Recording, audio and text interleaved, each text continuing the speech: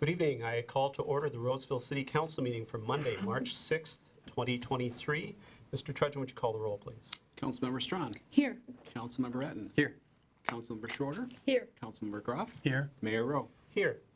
And with us at the dais for other introductions, we have our City Attorney, Rachel Tierney, who's on my right at the end of the dais, as well as our City Manager, Pat Trudgeon, who called the roll on my left at the other end. We have a number of staff, department heads, and other guests who will be participating in the meeting, and we'll introduce those folks as various items come up in the meeting.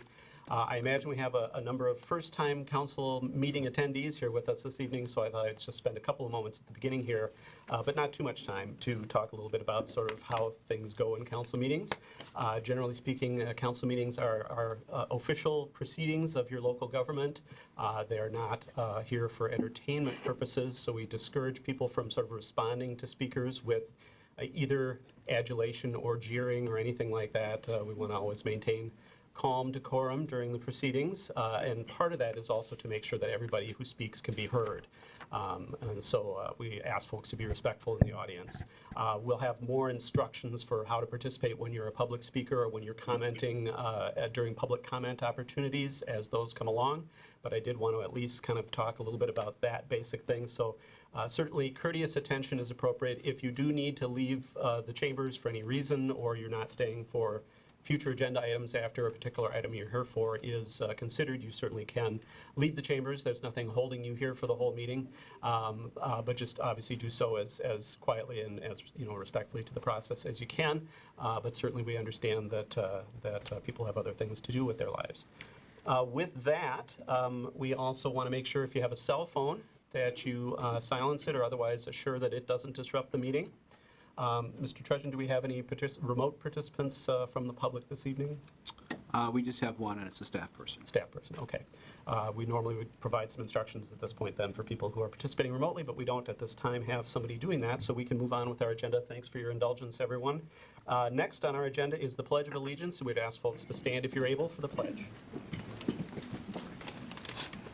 I pledge allegiance to the flag of the United States of America and to the republic for which it stands, one nation, under God, indivisible, with liberty and justice for all.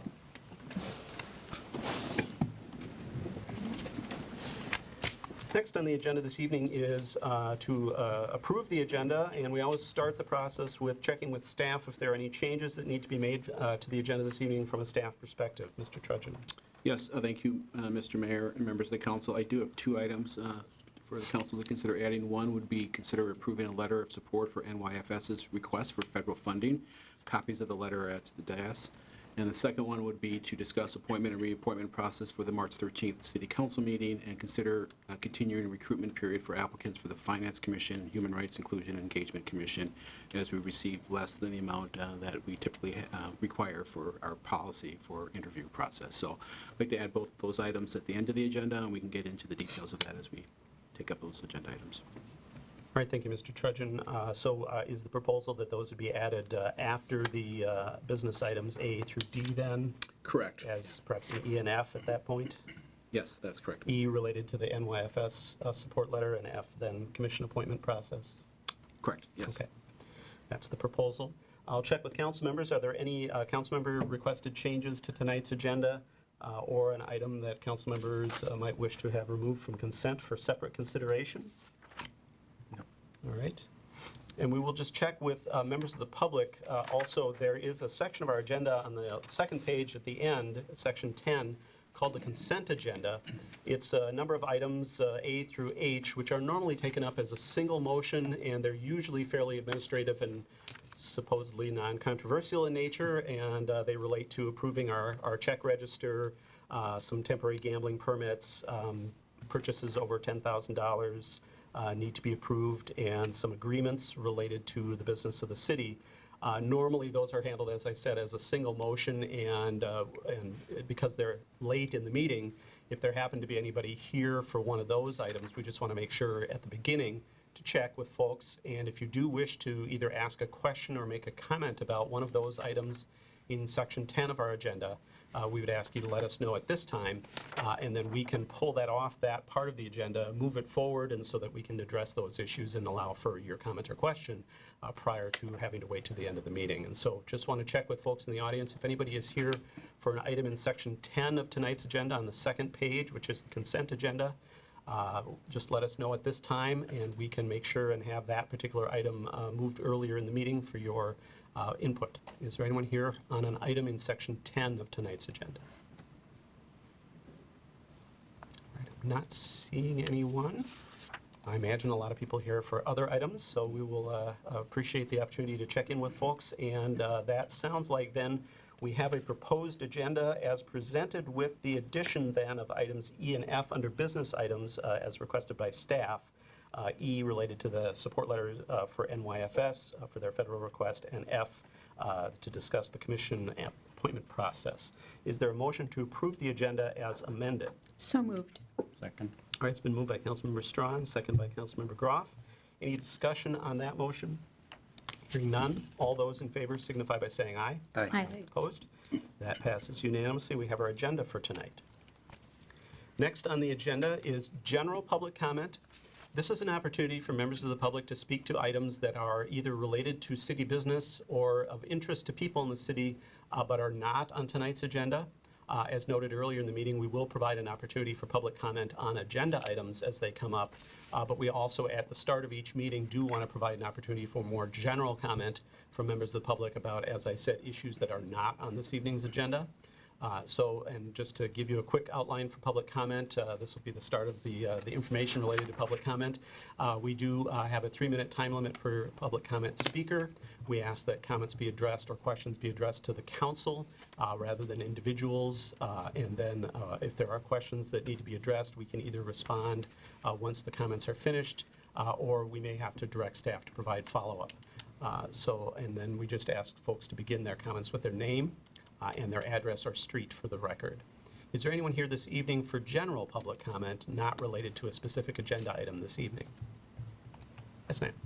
Feel free to have a seat at the microphone, and the part I forgot to mention, and feel free to, again, begin your comment with your name and street or address. I will. Can you hear me? We can from hear you this just fine, distance? yep. Okay, Mr. Mayor and City Council members, thank you for this open mic. I'll try to be brief. My name is Ann Collopy, that's Collopy, and I live over at Executive Manor on the very westernmost tip of Roseville, over on Old Highway 8. And I haven't been to a council meeting for a while, I've been busy. But I simply wanted to make just an editorial comment tonight, and I'm not representing anyone but myself, so just to be clear on that. But I always read the newsletter and enjoy it and keep up to date. And I was noticing your proclamation for Women's History Month. So I was reading through it and, talking about how women have been leaders and not recognized for many generations for various accomplishments. But, and part of this is because the last 7 years, every Friday of the school year, I've spent all day doing volunteer work at a homeschool co-op.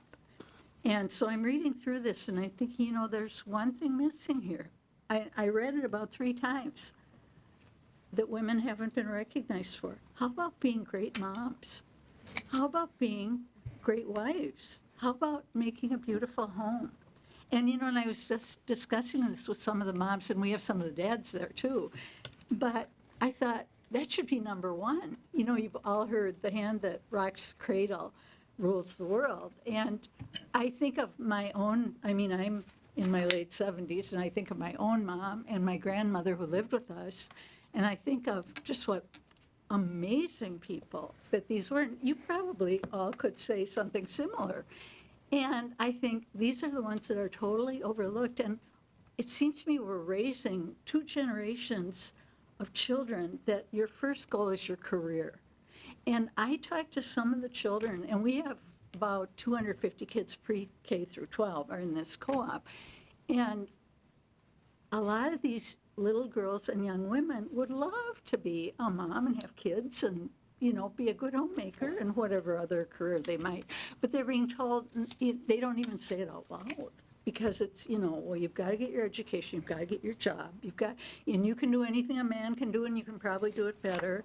And, and the boys hear this too. And so, they're getting the message that if they act like little boys act, they're either ADHD or they're toxic or something. And so I just basically wanted to say, don't forget those really valiant, beautiful women that are doing the really hard work of bringing up good citizens, and really contributing to Roseville and every place else by that. So that's basically all I wanted to say. Thank Thank you for your comments. Thank you. Is there anyone else here this evening for general public comment at this time? All right. And those are good points, and I think we will take a look maybe at how we reflect that in our proclamation going forward. With that, then, we'll proceed with the rest of our agenda. We don't have any items removed from consent. We don't have any recognitions, donations, or communications, so I think we go right to business items. Our first business item this evening is item 7A, which is to convene as the Board of Adjustments and Appeals for the City of Roseville and consider an appeal of a staff decision regarding a use at property at roughly 2555 Victoria Street North. And so we'll, at this time, then convene ourselves as the Board of Adjustments and Appeals, no change to the roll call or anything like that, or where we sit, and proceed then with this item. The way that I think we'll proceed related to this, as we've done in the past with these types of appeals and acting as the Board of Adjustments and Appeals, is that we'll begin with information from the staff as to their decision that is being appealed, the basis for it as outlined by staff, and the support of their decision. Then we'll provide an opportunity for the party making the appeal to argue the case for their appeal, essentially. And each of those will be followed by an opportunity for council members to ask questions of the people appearing, either the staff people or then the people representing the folks that making the appeal, to clarify any information or add anything that council may wish to understand better. Once that process is finished, generally at that point, we may provide an opportunity if either the staff or the folks making the appeal have something they wish to clarify from prior comments, or if there's a follow-up that the council wishes either of those two parties to provide to us. Then at that point, hopefully we've gotten through questions and clarifications pretty well, and then there would be an opportunity for members of the public to speak to the appeal as well. And I do want to just remind folks from the public that the matter before us this evening, and I'm sure staff will get into this as well, is whether or not the staff made the correct decision in interpretation of the codes and standards and rules and regulations in relation to this particular case.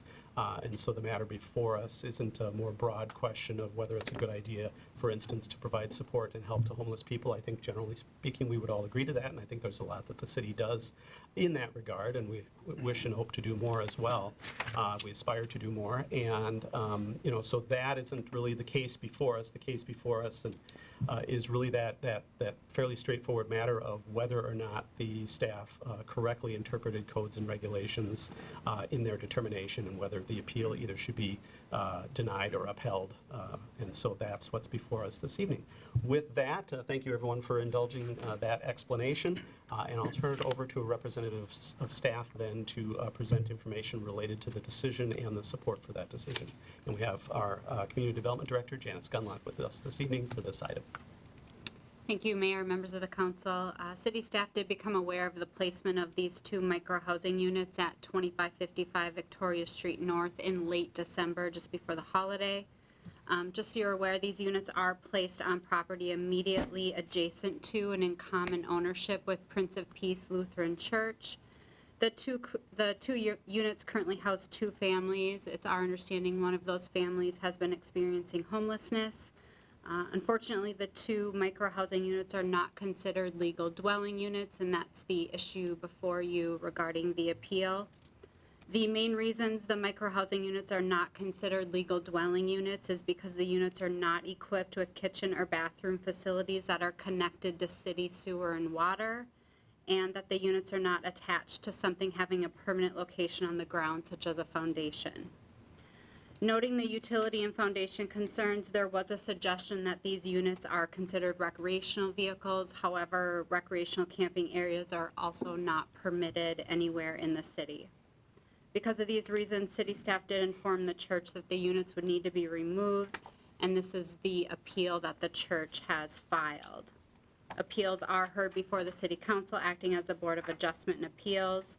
Staff did provide a written staff report that goes into much more detail about the background and the reasoning behind the staff decision that was made in terms of interpreting the building code, the city code, and the zoning ordinance. We have also provided within that written report some options for seeking compliance. A resolution with findings of facts supporting the staff decision that the microhousing units are not legal dwelling units has been prepared for the city council's consideration tonight. Whatever the council's decision on the appeal, it must be supported with written findings. And with that, we're available to answer any questions or concerns that you may have. Great, thank you, Ms. Gunlock. Are there questions from council for staff on this matter this evening? Questions from the council? All right. In that case, then, this would be an opportunity for representatives of the appealing party, Prince of Peace, to provide their case, and so I welcome them to the table. We do have 2 microphones and 3 chairs, so you can... Can we bring more chairs up? well, actually, yes, you can have more chairs, probably 2 more chairs at the table that should be able to be supported by the 2 microphones that are there, just kind of in between the 3.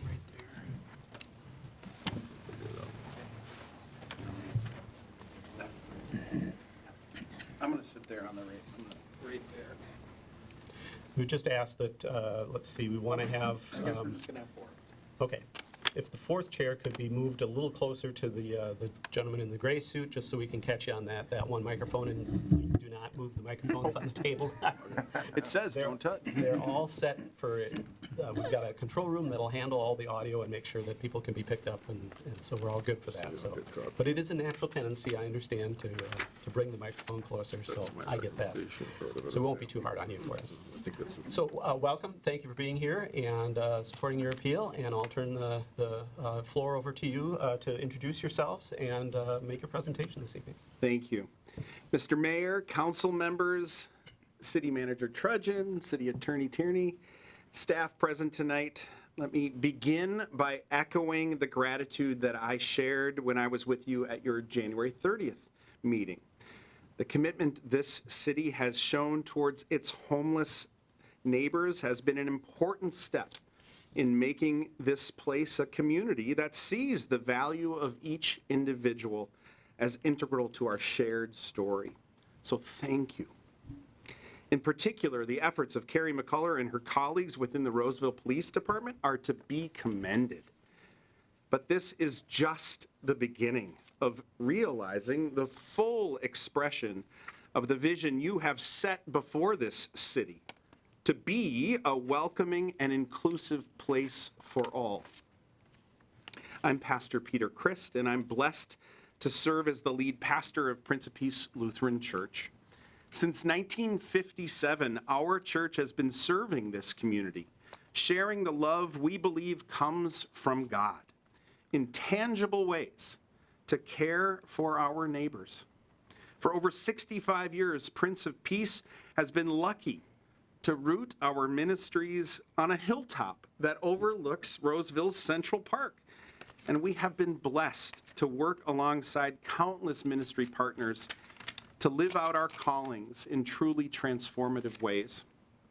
Before I continue with a few more reflections on the matter before you today, I'd like to introduce the others joining me at the table tonight. Michael Stetzler is the president of our congregation. He's elected by our membership. He is the organizational leader of our ministry and entrusted by the congregation to carry out its mission and vision. Valerie Roy has been living on our campus since the end of July. We so often talk about the homeless and the challenges that they face. I'm so grateful that tonight you'll have the chance to talk with someone who knows what it's like to live day to day separated from the relationships and support systems many of us take for granted. Both Valerie and Michael also have prepared comments for our appeal tonight. Also joining us and available to answer any questions you may have over there are representatives from our ministry partner that Valerie introduced to us after her arrival at Prince of Peace. Fred Ogamachi is on the staff of Settled, the organization that has developed a community-first approach to caring for the chronically homeless.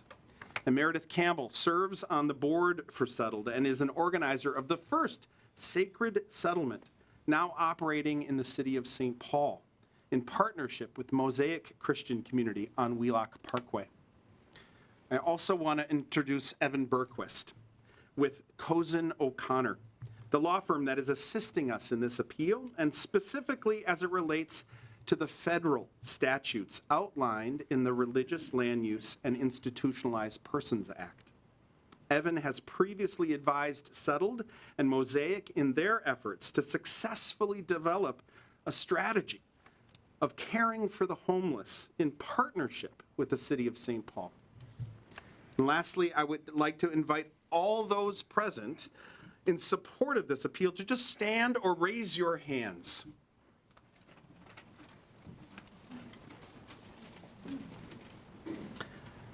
What we are doing would not be possible if not for a wide base of support that we have been receiving.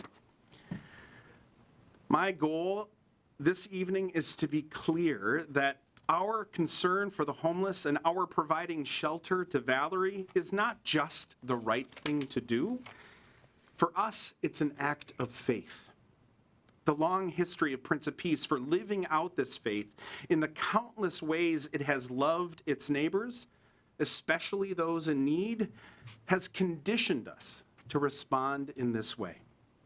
When someone is hurting, we respond. When someone is hungry, we respond. When someone is alone, we respond. In 2019, Roseville schools shared with us that over 250 students in the district were unstably housed. This startling statistic forced us to ask, how will we respond now? We formed an affordable housing team to consider how our resources, including our sizable campus, might aid in addressing this crisis of homelessness. At the same time, and as the COVID pandemic wore on, we experienced a dramatic increase in the volume of people presenting themselves at our door and looking for help. For each who came to us, we offered what we could. We also took note of how frequently people clearly living out of their vehicles found our parking lot and a place that they wouldn't get asked to leave. One night last summer, I counted 4 different vehicles seeking overnight shelter on our campus. And that was just the one night I happened to be around late. So when Carrie McCullough called to ask if Roseville police could send us Valerie and her RV, of course, my response was going to be yes. Send her over. As a church, we have an acute awareness that our abilities to love and serve our neighbors are dramatically improved when we seek out strategic partnerships. Partnering with Roseville Police is one example of that. Partnering with Settled is another. After Valerie introduced us to Settled, they offered to provide us with an upgrade to Valerie's RV and transform Valerie's circumstances by employing a community-first model and creating this interim sacred settlement. Again, our response was yes. As we have been able to care for Valerie in such simple terms with striking outcomes, we'd like to invite the city of Roseville, all of its departments, and not just the police, to become strategic partners with us as we further address the needs of those experiencing chronic homelessness in our community. All you need to do is say yes. I wish you could have also met the Valerie I met last July. But the Valerie you're going to hear from now is truly remarkable. In July, she was exhausted by her circumstances, but resolute in her hopes for a future. In the months since, Valerie has grown more and more confident in that future. Along the way, she has demonstrated to our church that God is still very much at work right here in Roseville. Thank you. Good evening. I'm Valerie Roy. I'm age 53, and I'm staying at the first unit at Prince of Peace Sacred Settlement. I've lived half my life in vans, cars, and school buses. I've done everything to live right. I'm sober, I have my BA, never convicted of a crime, and never have had an eviction or faced foreclosure. But unfortunately, that did not save me from being episodically short-term homeless between the ages of 12 to 25, and until now, 11 years long-term homeless. At 2,600 resumes that have not procured professional work, and I proved one thing: it's not what you know, it's who you know. Now I live in a beautiful tiny home at Prince of Peace Church. I have access to the church, which I can use as an extension of my tiny home. I have good neighbors. For the first time in 11 years, I have a community around me. Supported by this community, I have many more opportunities to network, to make friends, and to heal from trauma. This tiny house opportunity has been life-changing. Thank you for your interest in finding progressive solutions to chronic homelessness, especially since I would have faced another Minnesota winter in a van. I can only get better from here. My quality of life is on the rise, and I have Roseville, Minnesota to thank. If your police department and Carrie McCullough had not intervened and sent me to Prince of Peace, none of this would have changed for me, and I am so very grateful. I'm glad you're interested in this model. It's a big step up from the nasty shelters, and I've seen my share. Starting with the American Red Cross, 3 times I've survived natural disasters in 3 different parts of the country. I thought I'd die in the old Dorothy Day shelter, as when I arrived there was a bed lottery. This tiny house model is being considered all over the country, and I'm glad that Roseville, Minnesota is interested in deeply affordable housing solutions. It's made a big difference in my life to live in a stable home again. I hope in the future, this can make the same changes for many others. Thanks, Phil. Thank you. Well, good evening. Hello, Mr. Mayor, council members, Manager Trudgeon, Attorney Tierney, and all of those in back of me. I know a lot of you. Thanks for being here. I'm going to expand on a few points that have already been made by Pastor Peter and in the rather extensive briefing that you've gotten. I hope you've had a chance to read it, but there was a lot of material in there. I hope I don't cover old ground. I'll try to expand things a bit. First, I'd like you to broaden your thinking a bit.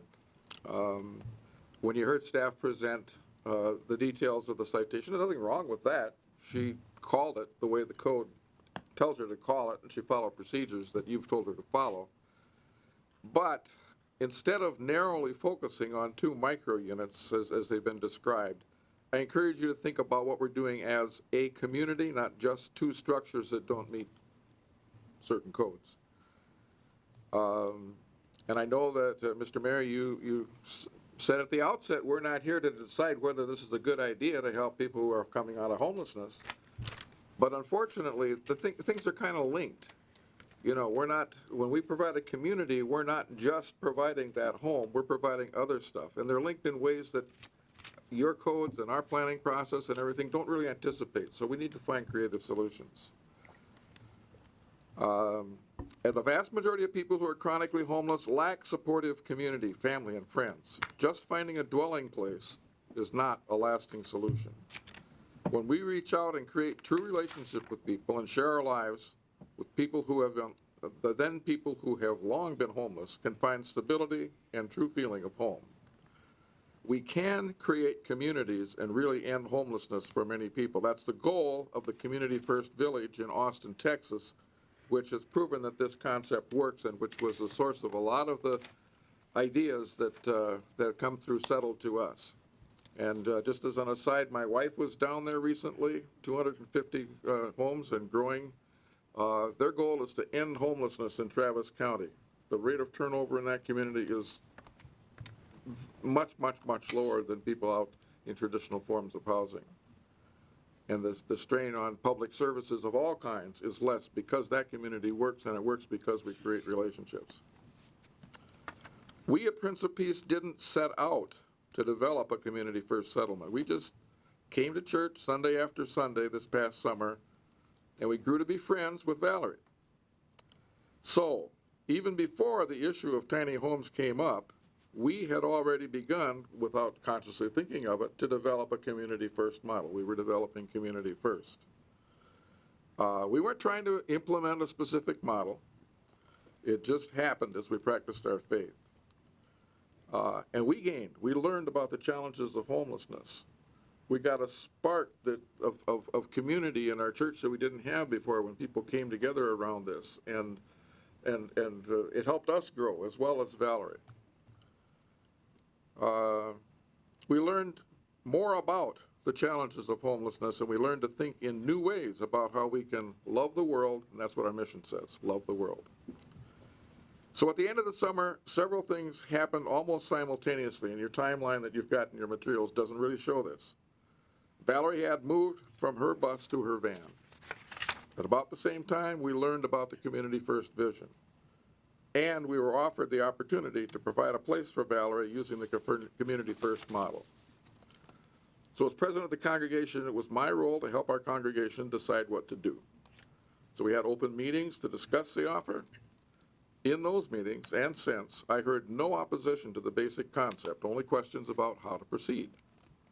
The key concern, and in fact one of my own, is that we don't, as Prince of Peace, commit to making the tiny homes permanent without going through a planning process or discernment, as we say in church speak, that explores how this model fits into our larger mission and vision. These homes, we told our congregation, will only stay until Valerie is able to move into a new sacred settlement, a supportive community, or we make ours permanent. At this point, we do not regard it as permanent. And that brings me to the question before you. All of the options that staff have laid out, thoughtfully, properly, in our view, but they'd all have the effect of putting Valerie back on the street. And that's just the plain fact of it. Strict compliance, like putting in foundation and water and all that sort of thing, would take several months, maybe more, depending on all the permitting and planning, funding.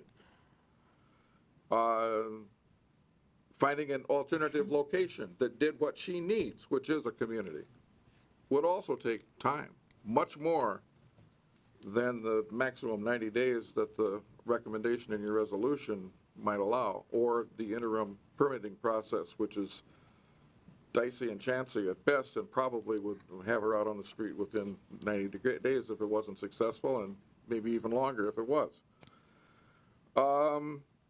So that leads us to request that you accept our appeal and allow us to continue this discernment process. That would allow us to work with you to plan how to develop the best solutions. It would also allow time for our state legislature, Ramsey County, and the city of St. Paul to bring their study of these issues to a conclusion or close to it, and Roseville can be a partner in that process. In closing, I'd like to share the vision of our congregation. Our vision is for a vibrant community that seeks a transformational relationship with God, our neighbors, and one another, while responding authentically, creatively, and justly to the most compelling needs of our community. And that is what we are doing. This work has made our congregation a more vibrant community. Community First is a transformational approach to homelessness. It is creative. It is just. And homelessness is a compelling need. And I thank you for your time. Thank you. Any other speakers on behalf of the appeal? That's all we have prepared for you now. We're happy to take your questions. Great, thank you. I was just going to chat with the council. Do council have questions for the folks appealing the staff decision? Councilmember Strawn. Yes, Pastor Chris, you indicated in here before that you considered these to be recreational vehicles. You did not mention that this evening. Can you clarify? Yeah, the two homes that are currently located on the property are licensed RVs and meet all of the code requirements in order to receive that licensure. That was insured before we took possession of the homes and brought them to they're built to the same standards as the homes that are placed currently over at Mosaic Sacred Settlement in. I'm not sure. I know that there's also an RV in your parking lot with someone living in it this time. Oh, yeah, thank you for bringing that up. Roseville Police Department contacted me last Friday evening and asked if we would host Peggy and Stanley, who had nowhere to go. They were currently parked at a Cub, and Cub was requesting that they leave, and they had nowhere to go. And so the police department contacted me and asked me if I would receive them at our parking lot. And I said, yes. Well, as you know, we do not allow parking, not even at our Walmart, which is a typical camping site at many places across the country. But like many other municipalities across the country, we don't allow parking, overnight parking at our Walmart. So, thank you. Other questions for the representatives of Prince of Peace and their appeal? No. All right. Well, thank you for your presentation this evening, and stand by. There may be other questions or issues that come up as we go through the process, and we would certainly bring you back up to answer those questions or fill in any information as appropriate.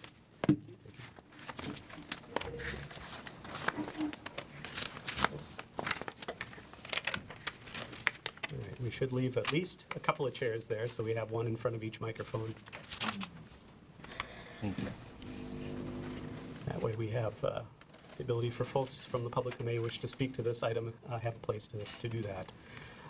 Since we have gone through the presentation from staff and the presentation on behalf of the appeal, and there haven't been very many follow-up questions from council, we are at the point where it's appropriate to open up for public comment at this time. Once again, the matter before us is the question, as I outlined earlier, as to whether or not staff made a correct decision in interpretation of codes and standards and regulations in their action that they took in relation to this matter.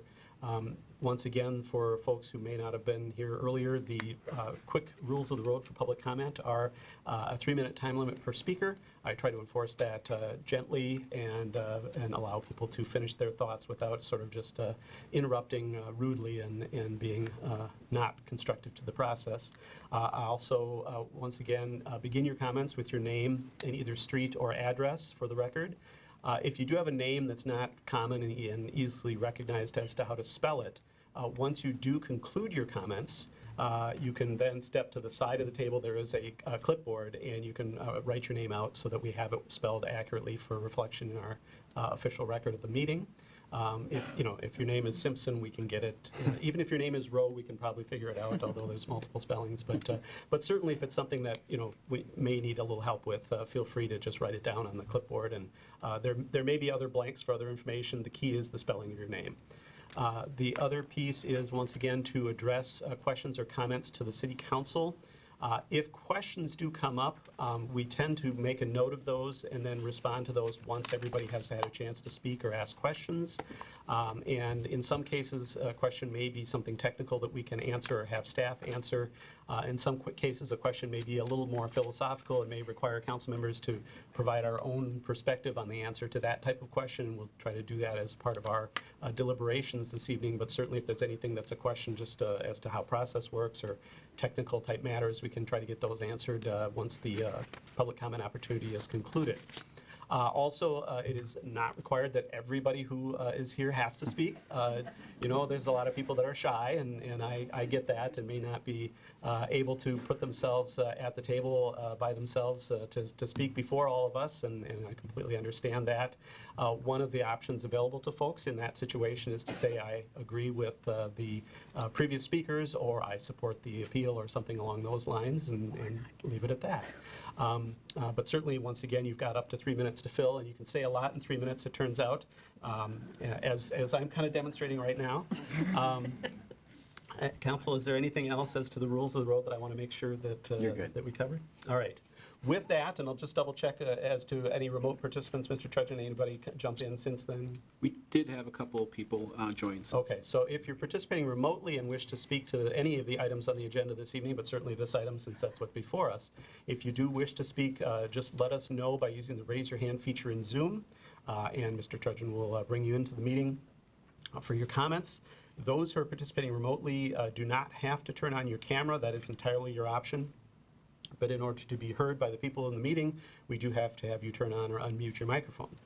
With that, we'll open it up for public comment, and anybody who wishes to speak to the council in support of or opposition to the appeal this evening, feel free to have a seat at the microphones at the table. I should note we do have 2 microphones, so just from a process point of view, if one person is speaking and you're anxious to be the next person, don't hesitate to come on up and have a seat at the other microphone and be prepared to jump right in at that point, and we can keep the process moving. Hello and welcome. Hello, my name is Catherine Brennan. I live on Finn Street in St. Paul.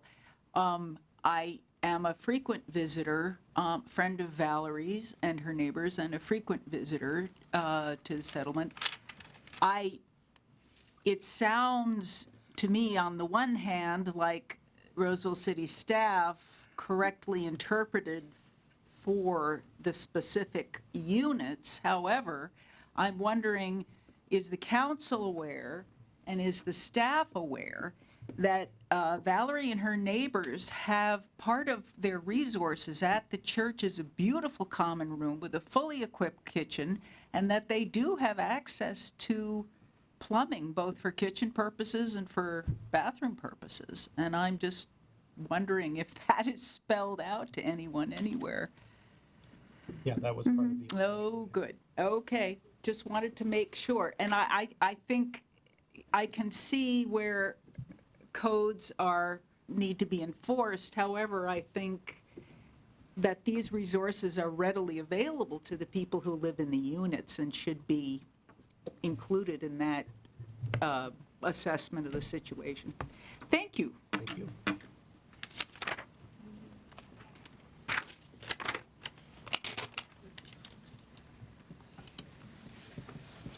Hello and welcome.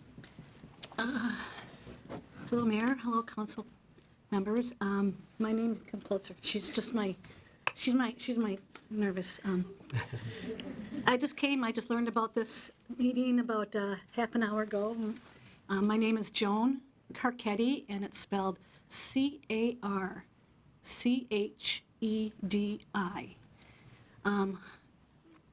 I live at 2670 Oxford Street North, right across the street from Prince of Peace. Although Prince of Peace is not my home church, I do get to frequent there twice a year when I'm an election judge. And I will concur that the amenities there are wonderful. My move to want to speak is I do have history and advocacy with homeless teenagers, and where one individual, I would pick her up and take her from the shelter downtown Minneapolis to school every day and make her lunch and stuff, but she did not stay with me. I'd bring her back to the shelter. And every time she had to bid for a bed, she wasn't guaranteed it every night. And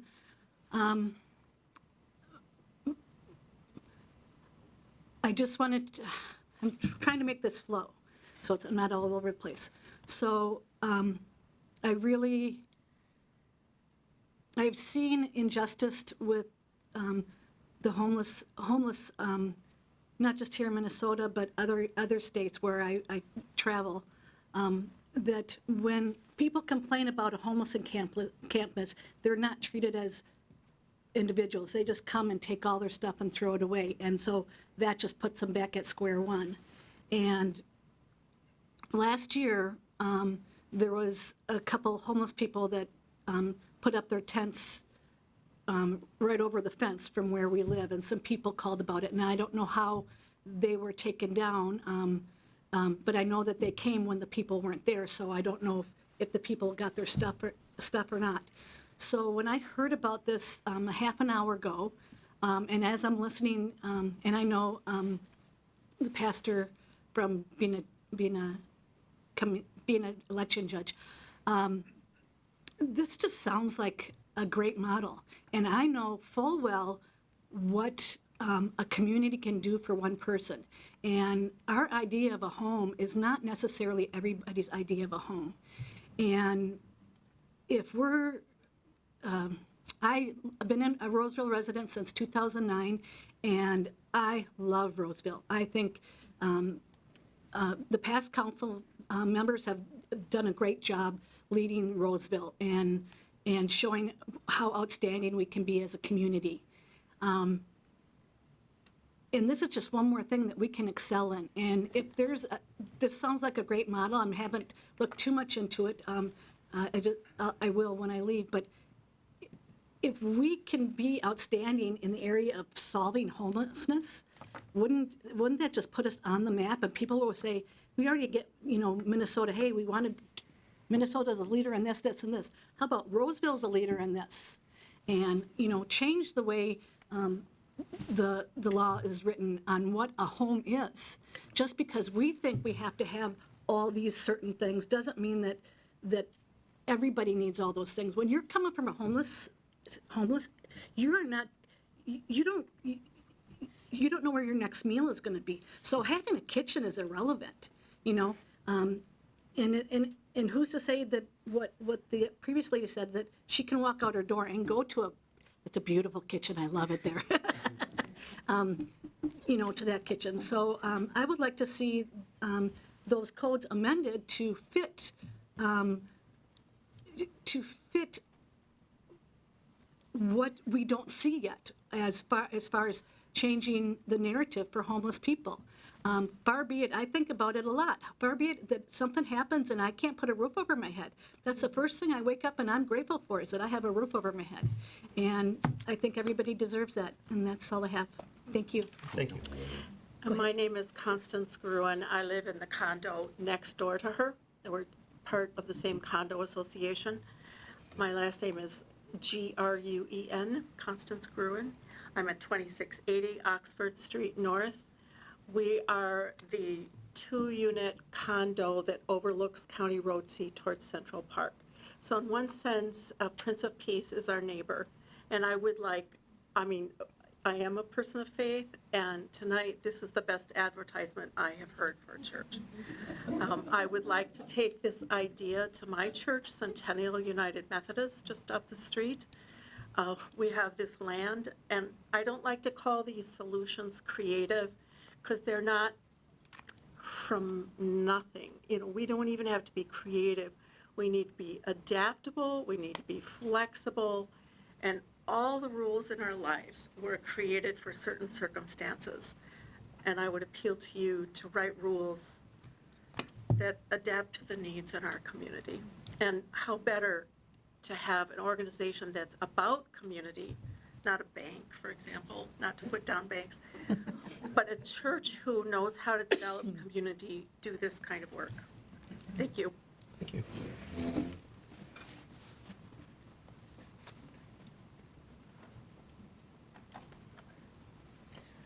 Hi, my name is Claire Ruen, R-U-E-N, and I live on Mid Oaks Lane in Roseville. And I am relatively new to Minnesota. We moved about a year ago. And I am a friend of Valerie's. I met her at work. And I just want to say I support the appeal. And it was an incredibly gratifying moment when I helped her put her bed in the tiny home. And she said she wouldn't have to sleep on an angle that night. So I just want to thank you for considering the appeal. Thank you. Is there anyone else from the public who wishes to speak to this item this evening? Do we have any hands raised by people participating remotely? We do not, Mr. Mayor. Okay. Provide one more opportunity for anybody who wishes to speak to this matter. All right. Seeing no one else come forward, then we'll close the opportunity for public comment and thank everyone for their comments. And I don't know that I really recorded any particular questions necessarily that we need to address, other than maybe philosophically during our discussion. Council, correct me if I'm wrong on that. Other than that, then, are there any follow-up questions the council has for either staff or the appealing party this evening, based on what we've heard, or any further thought on the matter? Right. Seeing none, then, we'll move to, and I keep saying council, I should say board. We're the Board of Adjustments and Appeals at this time, but it's hard to break old habits. We'll move to then board consideration of the appeal, and I would look to the members of the board as to how you would like to proceed. I would note that the potential resolution is attachment G, as provided by the staff, and certainly that can be a basis or a model for a different resolution of upholding the appeal as well. We just would have to flip some things around. Typically, when we do these types of things and we have to adopt findings of fact, we do generally sort of outline those as part of our discussion in the meeting, and then we look to our attorney to draft more formalized documentation of that we then follow up with at a subsequent meeting. So we do have to certainly outline our findings of fact as part of our process, whichever way the board wishes to go related to the appeal, but then once again we can document that through some follow-up. For folks to understand the process. And with that, I'll open it up to the members of the board for either a motion or to kick off some discussion.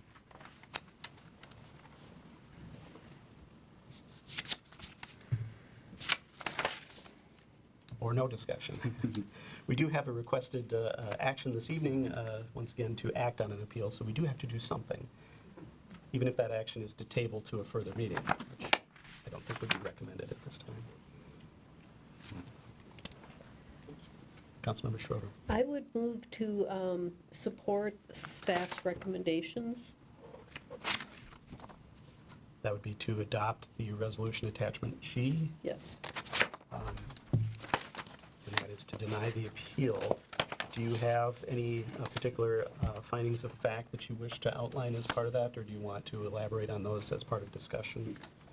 Well, again, what we are looking at are the, and the staff pointed out very clearly what has not been followed when it comes to the regulations and zoning for this particular item. So that's the part that I did not hear any argument against, that it was not in violation. And so therefore, the facts and findings that are listed in the piece from our staff clearly points out that we do not have any reason not to continue with their findings. There's no, my point being, there is no argument against their findings. We have a motion. Is there a second to that motion to adopt resolution attachment G, denying the appeal? So moved. All right, so seconded? Yeah, All right. sorry. It's been moved by Member Schroeder, seconded by Councilmember Etten to deny the appeal by adopting the resolution in attachment G, supported by the staff analysis that is provided with the materials this evening, as I would say the findings of fact. Discussion on the motion. I don't know, as the maker, Member Schroeder, if you have additional discussion. Yes, actually, I firmly supporting anything we can do to help with the homeless, and I think Roseville has done a good job with that. That is a separate issue from this one, and so to me, it's, yes, this is not in compliance, but I would like, there's some recommendations in here on how the city can work with the church to bring it along, so we can work as a partnership to come up with a resolution and what would work in the long run. So, we have to move beyond this piece so then we can move into solutions. All right, additional discussion as the seconder, Member Etten. Yeah, I would like to thank Prince of Peace and so many others in this community who are working to help with homelessness. I believe all the folks here at the council, I won't speak for them, but based on their votes, as well as the work of our staff over the last many years, and very supportive of solutions to homelessness in this area. Everything from our police housing resource person to building hundreds and hundreds of units of new affordable housing in the last 10 years with support of city dollars and tax increment financing and other resources, to our new land trust program working in partnership with Habitat for Humanity. And so I don't think that's the question here. Our task tonight is fairly straightforward. It's been pointed out by a few people, and I agree that the church at no point addressed the legal arguments of staff around this, and so I don't know how we could not support the legal arguments as they've been laid out. I think it's quite clear that these RV units don't meet the code for permanent housing. The president of the council mentioned that they don't consider this permanent either. So what I do support is our staff and Prince of Peace's starting discussions around code-compliant tiny house or cottage home development. This is something we added to our zoning code in recent years, specifically to look for additional types of housing that would include something like this. I would support that happening at 2555 Victoria, the piece of property where these RVs are currently located. I'm supportive of using city resources, potentially including sewer access charges, maybe ARPA dollars, and our city support staff finding additional resources for making this possible. Things like talking about sewer connections to the church, or there was a home there many years ago. Are those connections still viable, sewer and water, and easy to hook into? But looking for solutions to make that a permanent piece is something I would support. At this point, I do not support the current situation. Right. Other discussion on the motion? Member Strawn. Again, thank you so much, and I have long worked in worked in supportive housing for women in North Minneapolis, and I've worked with homeless folks in North Minneapolis for about 20 years. So I understand your passion, and I understand the desire to do everything possible for especially people who may be chronically homeless, and I know there are many issues. But I agree, I echo what has been shared. I do think this does call upon Prince of Peace and maybe Centennial and others to look at as more of a permanent settlement instead of an interim, and so it does create a longer-term commitment, but hopefully for the betterment of those who can utilize the space, it is seen as not just an interim fill the gap, but a space that they can see long-term. And I echo Councilmember Etten's interest in trying to find pathways, partnerships with the city, and if Centennial were to do the same, that they would also work with us from the get-go so that we are part of the process in making sure that these are safe, habitable, long-term dwellings for members of our community. Thank you. Other discussion on the motion? Member Groff. This is a very difficult discussion to have, but I want to thank all of the members that are here because this is the work that has to be done to move us forward. We've been working, as the other council members have said, for several years on housing challenges in Roseville, and we've had on-home people living in parks, and we've had issues with, unfortunately, drug addiction and alcohol, and people that need the support of the community. So I thank you for doing that. But as the other council members have said, we do have codes, and the issue here is whether the code is reached or not. Codes can be changed, and I'm not saying they shouldn't be changed, but this would be something we could not do in a short time either. So the way it is going to happen tonight, I think, is going to be that it's going to have to be some changes. But as Councilmember Strawn said, we as a council want to work with you to solve this problem. So let's all pull together, figure out how to do this in a way that works for the city and for you and for our community. Thank you. Right, and I would just echo what's already been said. I think that we really do want to, and especially having Valerie here and knowing some of the implications of decision-making related to this matter and how it personally affects her, and understanding potential implications there, it makes it all the more difficult and challenging for us. And I think it's a good reminder that things that we have been doing are helpful and work in their circumstances, but we certainly haven't come up with a complete solution that addresses all circumstances yet, and we need to continue to work in that direction. I do support also the city as a follow-up, presuming that we have a sense of where this particular appeal is going to go in terms of the council, that we work, the city and Prince of Peace and all the folks involved work together to come up with solutions. I think that could involve, and I have been supportive of, and I've actually reached out to staff in past years about looking to changes to our code where we can to accommodate more creative solutions, as was talked about, especially tiny homes and things like that. But it really comes down to, I think, I think about the action we took a couple of years ago in relation to a multifamily complex in southeast Roseville that is licensed by the city to provide multifamily housing.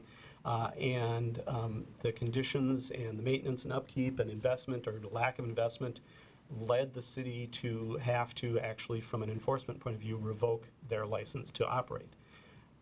But we built into that system the key piece that we don't want to displace anybody as part of that. We wanted people to still have a place to live while we worked with the management and ownership of that complex to be able to provide the changes and improvements necessary to provide safe, habitable, dignified place for individuals to live. In this particular case, it's a complex that is often lived in by folks that are very new to this country, actually, as recent immigrants. And so they certainly don't have the savvy that a lot of us think we have about the system, and could easily be victimized. And so, it was very important to us to make sure, as a council and as a city, that we weren't making their situation worse, while at the same time we were trying to make their situation better. And so that's the philosophy that we have, and as we do all this. And so I think one of the follow-up discussions we'll have to have is exactly how we deal with that, sort of the process and details of that, especially as it relates to folks that are living there now. Because the last thing we want to do is actually make their situation worse. And so we can have some conversations about that. But, and frankly, I think that talking about creativity, I think we can support potentially the funds perhaps needed, or the credits for sewer connections and things like that might be needed to do some of the work of making the even just the unit or two that are there compliant with the code. To be compliant, you don't have to be a mansion. You just have to have sewer and water connections and a permanent connection to the site, essentially, in some fashion. And there's ways to do that, and I think we can work with folks to figure out a way to do that. And it doesn't necessarily, permanence can be relative. You can still, as a congregation, not have concluded as to how this is going to go forward more permanently as a solution that you might be involved in. But at least we can find a way, hopefully, to meet some of the code requirements that can lead to, the ability to provide, even on a shorter-term basis, at least what complies with code. I don't know what exactly that looks like, but that would be something I would be hoping for as an objective coming out of this. But that being said, once again, I think that it is clear that as things stand right now, what's being offered and provided, while a tremendous improvement over the situation that Valerie found herself in prior to that, it still falls short of, I think, what we should aspire to in providing even short-term housing for individuals who are transitioning out of homelessness. Whether that's short-term in terms of a weekend or short-terms in terms of longer than that.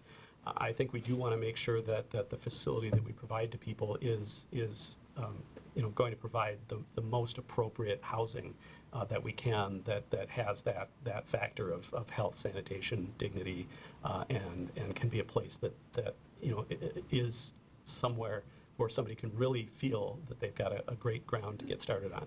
I think the community part and all of that is tremendous, and that's something I think we've all found isn't necessarily a part of a lot of the solutions for homeless people, especially as you get towards the lower end of average, what am I trying to say? Lower end of area median income, right. the toughest, people to find housing for, because they simply just can't afford any of the options that are out there. And I think that's the solution that we still in Roseville know that we haven't been able to provide as adequately as is needed. And so knowing that there's that support network, that community-based approach, and that other faith communities and others are interested in looking into it, I think is going to be good for the community going forward, and something that I think we would be supportive of and want to be a partner with. We just have to figure out, A, the short-term solution here, but B, how we can make things work better for everybody going forward. And so I think we're all committed to that work, and want to make sure that we can do that. Councilmember Strong.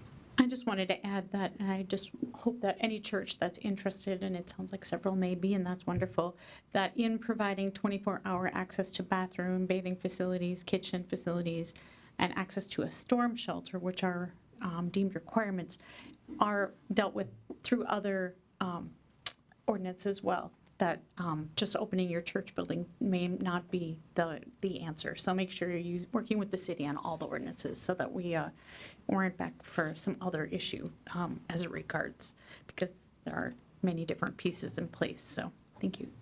And that's a good point. I'm glad that you brought that up. There is a process by which institutions in Roseville can provide temporary shelter, and certainly our staff can help folks that might be interested in that understand what the procedures are. But it's essentially within the building, and then obviously providing in the building access, but it's also limited in term as to the length of the term and the number of times per year, I believe it is, per facility. So it may be something to also look at whether or not that's a Prince of Peace thing or anybody else in the community, but I'm glad that you mentioned that because that's another thing that is available in the system for folks to provide at least some of that temporary shelter for folks. So we've got the motion before us related to the appeal, and it's a motion to deny on the basis of the resolution attachment G. Is there any other discussion on the motion? The staff was looking for some direction on some pieces. I was going to suggest that we take up that discussion once we have the vote on the resolution, because I think that could be a fairly extensive discussion. Okay. All right, but our discussion on the motion at least got us maybe kicked off into some of that follow-up discussion. So once again, we've got the motion before us. Is there any additional discussion? Hearing none. All those in favor signify by saying aye. Aye. Aye. Opposed? That motion passes unanimously, and that appeal is denied. Now on to the solutions and how we move forward. I think that staff has outlined a couple of processes, and I'm not sure that those are exactly as presented adequate either necessarily. I think that just to kind of kick things off, it's appropriate to find a time frame for resolution that allows, if we need to move somebody out of existing facilities that they're in, to have that happen in an orderly manner and be somewhere that they and find somewhere that person can go, at least in the short term. But at the same time, not such a long process or a long time frame that sort of things go on longer than they probably should. So I was concerned about the 10-day time frame as being too short. I was concerned about the 90-day time frame as being potentially too long. We may have to figure something out that's potentially between that, and I don't know if staff or other council members have thoughts on that. But that's just kind of an initial thought I had. And then also, once again, just in terms of even the particular micro units that are there, if there is a way to even put those on a pad and do some kind of code compliant but maybe not elaborate connection to water and sewer, depending on what we know about existing facilities on the site and things like that, that might help be a relatively easy, and I always have to couch those terms because nothing is as easy as one might think it is in the abstract, but a possible way to move forward fairly quickly. So with that, I don't know if staff wants to provide some thoughts and be available for questions or information for the council. And we may obviously have to involve folks from Prince of Peace in the conversation as well. What we may end up doing is directing some further conversations offline outside of this meeting as well, so that we don't necessarily try to come up with a full and complete solution this evening, but at least provide some framework for it. I don't know, Mr. Trudgeon, if you've got some thoughts. Thank you, Mr. Mayor. So in the staff report, we talk about a couple options, and there's a whole universe of options we could certainly consider. I think what we're really looking for is direction on enforcement. So we could order immediate removal of the units and give a reasonable time, as you mentioned, 10 days to remove. And that's the end of that particular discussion. Understanding that we're dealing with people and lives, we want to be a little bit more open to that. So we also talked about having a time period, 60 to 90 days, to both help with the transition to some more permanent housing, but also allow city staff and Prince of Peace to continue discussions about a more permanent solution. which may take longer than 60 to 90 days to pull off, but if there is an outline there, I think that would help move us forward. A third option would be to go through an interim use process that would allow for that for a certain time period of time. As you know, our interim uses allow up to 5 years. We have to be very specific and work through some of those details because I think the hurdle of non-sewer and water are still going to be there, so that's really a challenge. So those are the couple options that we laid out. And whether it's shorter or longer, is going to be up to the council and their tolerance for taking the time to do it right. We did note that it is not code compliant, and we do worry about that. So the longer it does go on, I think there is that challenge of having non-code compliant building and operation, and even if best intentions are, there still could be some issues and difficulties with that. So part of the reason for the 60 to 90 days is to get over the very bad weather we have now to give some other options. But the option, I want to be very clear, we're not saying that we want that person to be on the street. We want to find some solutions. So working with our housing navigator and other resources, where hopefully we can find a better solution for the person in the unit right now, as well as continue to have the conversation about a more permanent arrangement, as you've all discussed here tonight, about trying to more permanently address homelessness in the community. So those are the options. As I said, the universe is probably infinite in what we could approach, but we do need to have some conversation about how you want to have us enforce this. And we think the more reasonable approach would be to give a certain period of time to continue the discussion and allow for some transition. Thoughts from council members? Councilmember Strawn. I just know that when Mr. Trudgeon and I spoke as well, we talked about not, possibly putting parameters around it where no new people were to move into the site, that if any of the people who are currently housed there were to find other housing, that no additional people would be allowed to move in and take in their spots. And if we are looking at some type of timeline for removal, I think that would be appropriate, and I think that would be good to spell out so that there's not a surprise that if someone came in, that they were moved out quickly. I fully support a timeline, but I would really like to have the opportunity that the city and the church would sit down and start working toward a solution and seeing if there is a possibility of once somebody goes and finds out whether or not it's a quick fix to get, plumbing's never quick, but if there's, relatively simple, and in 120 days we were able, then if we knew we were on a path, I think I'd be very comfortable with that. But I think if at 60 days, I think we'd have a pretty good idea of whether we were headed toward a solution that met the goals. But I certainly wouldn't want to get into the back into the fall and be still in this situation. So I think as it warms up, that's the time when it'd be really nice to be working toward a solution and some type of permanent placement, and not be extending it beyond where it's just kind of unknown, open-ended. Other thoughts from council members? Councilmember Schroeder.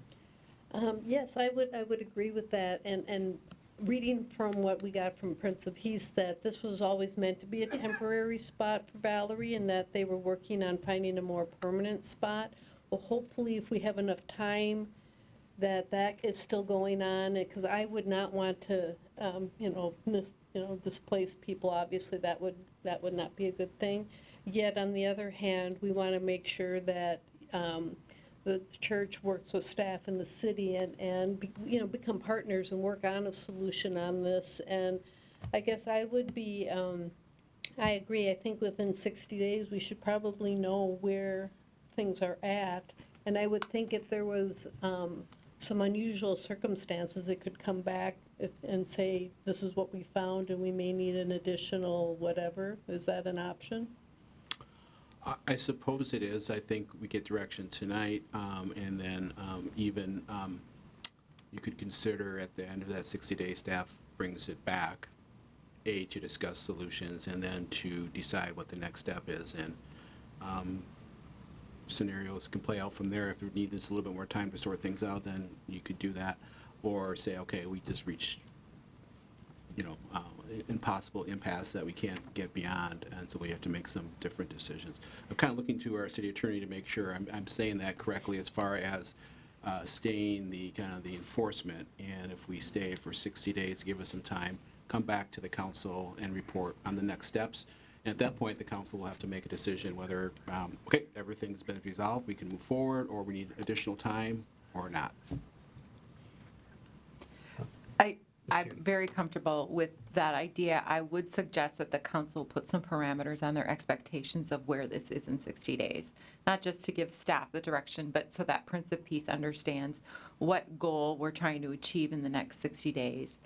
So that we can all understand that the speed that we need to be working at, what the goals are, and at the very least be able to come back and say why we weren't able to meet those goals.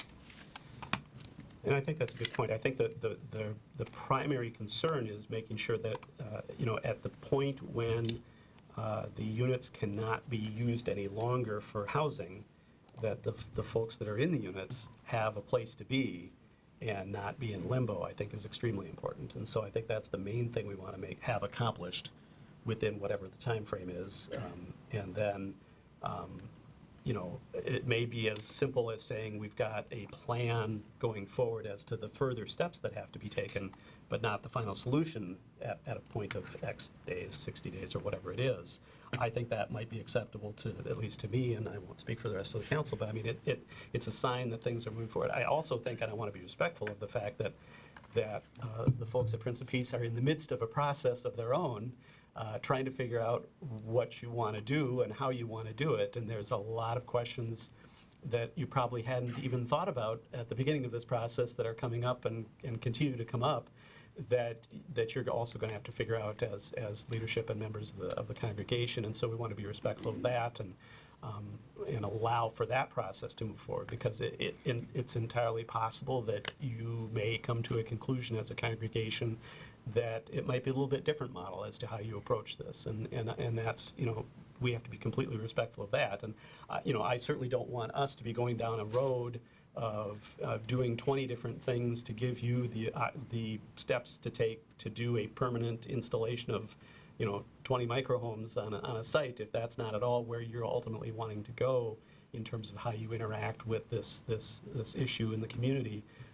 And so we need to make sure that the discussions we have are respectful of that as well between the city and the congregation, and that we're not sort of pushing in a direction that doesn't match with where folks in the congregation want to be.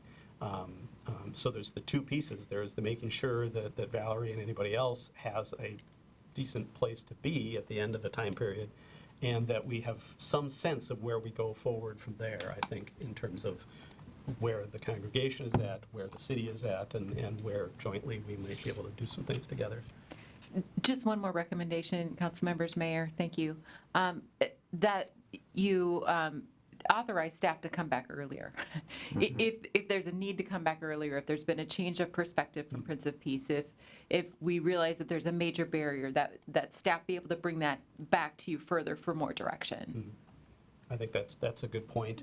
I think the time frame seems to be a time frame at which point the housing can no longer be provided if it's not in compliance with code. There isn't any reason that certainly things couldn't come back forward earlier with other solutions or paths forward, or that at the end of that time frame, it couldn't be brought to us and say, we need X more days to finalize that solution, whatever it is. I think there are a couple of different options there, but I think that's a very good point, that you don't have to wait to the end of the 60 days for some of that other aspect of it. But certainly I think the goal through enforcement and staying the enforcement for 60 days or whatever the day number would be, is that at the end of that period, barring anything else, those units would no longer be able to be occupied. I do see a representative from the church does want to probably ask a question or add some insight, and so certainly come on up and have a seat at the table, and feel free to add in, because like I said, I don't want to speak for you, and I know that there may be things extant in your world that we don't even know about. Well, at the beginning of my prepared remarks, I asked you to kind of think outside the box a little bit, and what I'm hearing is thinking inside the box. the box is that these could be viewed as RV units, as they in fact are, which would exempt them in some ways from the code as cited by city staff. Staff has already mentioned that in one of their recommendations. It's kind of selective enforcement, given that you have ignored an RV parked on our property for a long time without citing any code compliance, and this is what this is. Now, we agree that there may be good reasons to enforce code, safety, public health, public welfare reasons. However, we see no reason why, if the city of St. Paul and other jurisdictions around the country can accept these units as living dwelling units, that you cannot consider that as well. Therefore, we're not really comfortable at all with some limit of time after which you say these are not fit for dwelling, because in fact they are. And you are in fact not considering them as RVs because your current zoning doesn't allow for RVs. On the other hand, RVs are parked in residential yards all over the place, and sometimes people live in those without having any code compliance, brought upon them. So it's a bit of selective enforcement. So whatever consideration you undertake here, please understand that classifying those as not fit for dwelling is not an acceptable outcome in the view of Prince of Peace, or me personally as a representative of Prince of Peace. Thank you for that. Thanks, Michael. Thank you, Mayor and council members. If I may, I'm representing the church tonight. I've had the privilege of working on a few other religious land use matters in the city of St. Paul, and I got involved with this client a couple months ago maybe, and in the short amount of time since we got the February 1st letter from the planning department, we've looked at this pretty carefully, and we disagree respectfully with the way that the mayor and some other council members framed up the issue tonight. The issue in our view is not whether these tiny homes meet all of the code and regs in the city of Roseville. The issue is whether it was the right thing to do for the city to apply these regs to this particular church, what the reason was for it, and whether there's a lawful basis to bring these code enforcement problems down on the church and tell them that they have to move them. Because as far as I'm aware, and I haven't heard any different tonight, nobody's complained about these two tiny home units. There was no need really to make this a dispute about whether the code and the regs are being correctly interpreted by staff. And respectfully, we think the right thing to do for the city council is to just do nothing. That you don't have to regulate this at all. And under the Religious Land Use and Institutionalized Persons Act and under the First Amendment, if you want to regulate it, you got to have a good reason to do it, and the regulations have to be narrowly tailored to accommodate the church's religious exercise. And that's a serious obligation that I haven't heard much of from you tonight. And we want to be very clear that we understand those are our rights. And in 60 days, if you tell us that we have to move these, that's not something that we're nearly prepared to concede tonight. And I doubt that we'll be able to concede that in 60 days. All right, thank you for your comments. Anything else from the council? I do want to just note that wasn't brought up other than in the written materials that were provided as part of the case this evening.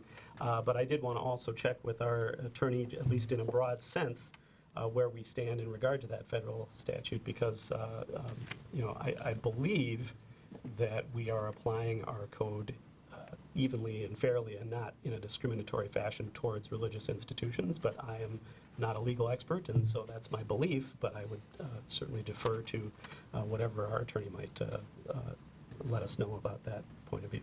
Well, Mayor, council members, the Religious Land Use and Institutionalized Persons Act, which flows right off your tongue, also known as a RLUIPA, always applies when a government is taking action involving land use, against a church. It has to be in our minds when we're looking at any regulation of land use that applies to a church. Certainly applies here. What isn't before you is some sort of a land use application that you've been able to interpret and apply different facts to. The church put this on the property without making any land use applications. The city, they didn't give you the tool you need in order to look at this factually and determine whether this could be allowed under certain conditions. They were just put there without your knowledge. So there's always a risk of the church choosing to file a lawsuit over religious land use. That could happen. We'll deal with it if it happens. But based on the facts and what's in front of you, I'm comfortable with what you're considering. All right, thank you, Ms. Tierney. So where are we at as a council in terms of how we want to proceed on this? Because ultimately, based on our decision this evening, with respect to the particular appeal, the enforcement is that, once again, the non-compliant units can no longer be used as housing, either at some point in the near future or some point farther from there, depending on what we ultimately direct this evening in terms of enforcement. And so we're trying to figure out a way that we can try to sort of satisfy everybody's perspective on this to the best we can, and also continue to provide housing and not disrupt that immediately. Councilmember Strawn. If indeed this group has no interest and has no plans to work with us and remove the homes, if we give them a 60-day grace period where we stay enforcement, I'm not certain why we would not move toward a 10-day removal if they do not plan to work with us. Also, I'm wondering why they continue to be able to rebut, because this generally isn't an ongoing conversation. Well, I was just going to say that I think we've had an opportunity to hear from folks, and so I think that the next steps will be offline conversations, depending on what the council determines this evening. Because, like I had said earlier, I don't know that we can come up with the whole solution this evening. We just need to provide some direction that has been asked for from our staff in terms of how we deal with the enforcement of the action of the council this evening. And so we're attempting to do that. We did ask for some insight, and I appreciate that from the congregation. As to some of the things I asked about in terms of your own internal processes and figuring things out, where you want to be and what you want to be doing as a congregation, do you have any additional information in that regard as to where you're at with your process and how that might fit into some of what we've been discussing this evening? Yes, I do, Mr. Mayor, council members. This is a complex issue. As you know, Prince of Peace has been looking at this issue for a while. We've had a group that I was part of for the last 3 years looking at affordable housing for families with children, which was pointed out by our school district and others as a need. Most of you are pretty aware of all this stuff.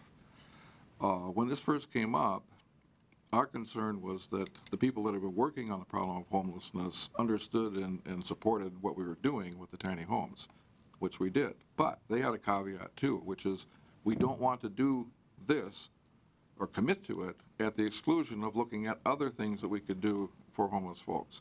So that's the background. It's a bigger issue. They would like to consider how this kind of model of smaller units and so forth could be used to house families with children. And hey, we can be creative, we can adapt, we can do it. Now, planning process, we work on as much as we can on a congregational consensus model. It takes time to build that sort of thing. We have a lot of other things going on too within our church. Our next congregational meeting is scheduled for June 30th or thereabouts, at the end of June. Anything that we decide that needs congregational approval would have to come before them on June 30th, and that would take a lot of work for us to prepare that in advance. Our timeline, realistically, for making a decision on where we want to apply our resources is toward the fall, before it gets cold again, to either have made the call to try to do something permanently with these tiny homes, or to find some other solution that also provides a community-first model for Valerie.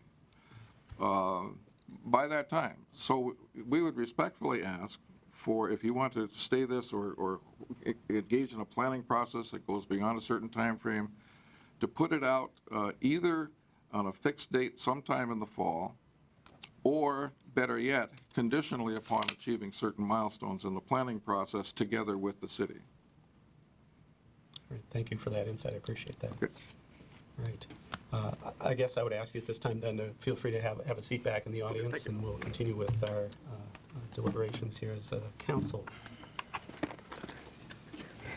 Anyone else on the council that maybe hasn't weighed in that's got some thoughts about some of our options and how we might proceed? I don't want to exclude anybody from the conversation. Councilmember Grau. I don't think we can wait till fall. I mean, we need to address the issue. It's not in compliance, so I would look at the 60-day time period, work with this, with the congregation and the church with what they can do during that time, get a report back from the city administration, and then we could finalize our decisions at that time with that new information. But I would say 60 days, and we'd have to have resolution. I would like to actually maybe bring staff back up to the table if I can. I've got a couple of questions just about some matters that have come up during our discussions this evening. One of the first ones is, I think one of the other issues that we've had is that these certainly are registered and licensed and approved RVs. Problem is we don't have a provision for long-term living in RVs in the city of Roseville. And I think that's something that staff brought up, and please correct me if I'm wrong in that regard. I think to the extent that somebody might park an RV on an approved paved surface or an appropriate paved surface and potentially stay in it for a night or two or some period of time less than semi-permanent, that can happen. And we certainly aren't out there patrolling for that per se, because we tend to be a complaint-based enforcement process. So am I kind of understanding that correctly from a staff perspective, first of all? That's correct, and I'd offer two additional points to that topic. And the first one is, in the past, we have received complaints from residents about people living in RVs in driveways of people's parking lots, and we've taken enforcement action on those issues. The second point is, RVs typically have holding tanks where there are hookups to water, so there are flushable toilets and sinks that you can turn on. These do not have that. So I know that they claim that they're certified RVs, but I don't know the basis under which those certifications exist and that they are comparable to the RVs you would typically see in an RV park. So I wanted to make sure that distinction was clear. I appreciate it, and that's saying that we don't necessarily have the expertise to provide that analysis this evening or as a staff. Just to clarify too, you talked about driveways, and then you talked about parking lots, and I know Councilmember Strawn also mentioned that we don't allow RV parking in parking lots, and I was trying to remember if that's entirely the case, or is that the individual private businesses not allowing parking? If you can just clarify that. Yeah, and Dave England, our building official, typically supervises the nuisance code enforcement, which this would fall under, and it is not my belief that we have taken enforcement action against people parking their RV in, say, the Walmart parking lot overnight and then leaving in the morning. That is not something that we have taken enforcement action on. The example I gave you previously was if somebody has an RV parked in the driveway and a neighbor makes a complaint on private property that somebody's living in an RV in like a single-family residential neighborhood, that's where we've taken enforcement action. And I think the distinction might be sort of the quasi-permanent nature of the person living in that RV versus somebody parking it overnight and then leaving during the day. Right, because I know it seems to me that in the past we've had the potential where people may be remodeling their home have requested the ability to live in an RV on their property during that time frame, and I don't believe the city permitted people to do that because of the more semi-permanent, quasi-permanent nature of that, and the fact that we don't allow that in our code, generally speaking. That's correct. So just wanted to clarify a couple of those points. And so the notion of, for instance, somebody coming to, whether it's Prince of Peace or somewhere else, and parking an RV for a short period of time, whatever that notionally is, isn't necessarily something that the city is going out of its way to enforce, certainly unless there's a complaint and unless there is actually a code violation as a part of that. So that is certainly why I think that when, for instance, our police may run across somebody who is being asked by a private property owner to not continue parking their RV, for instance, on their property, that's why we reach out to places where we know somebody can be welcome to do that for that short-term period of time. And so that's kind of how that happens, and that's not necessarily exactly what we're talking about here, because we're talking about something that has certainly gone on for months, and that's a different situation. So I appreciate those clarifications from a staff perspective. Council's thoughts. This is kind of a little bit of a tough thing, because we've got a lot of moving pieces and a lot of things that aren't known about everything on the whole aspect. Have we got anything narrowed down as to how we want to proceed? Councilmember Schroeder.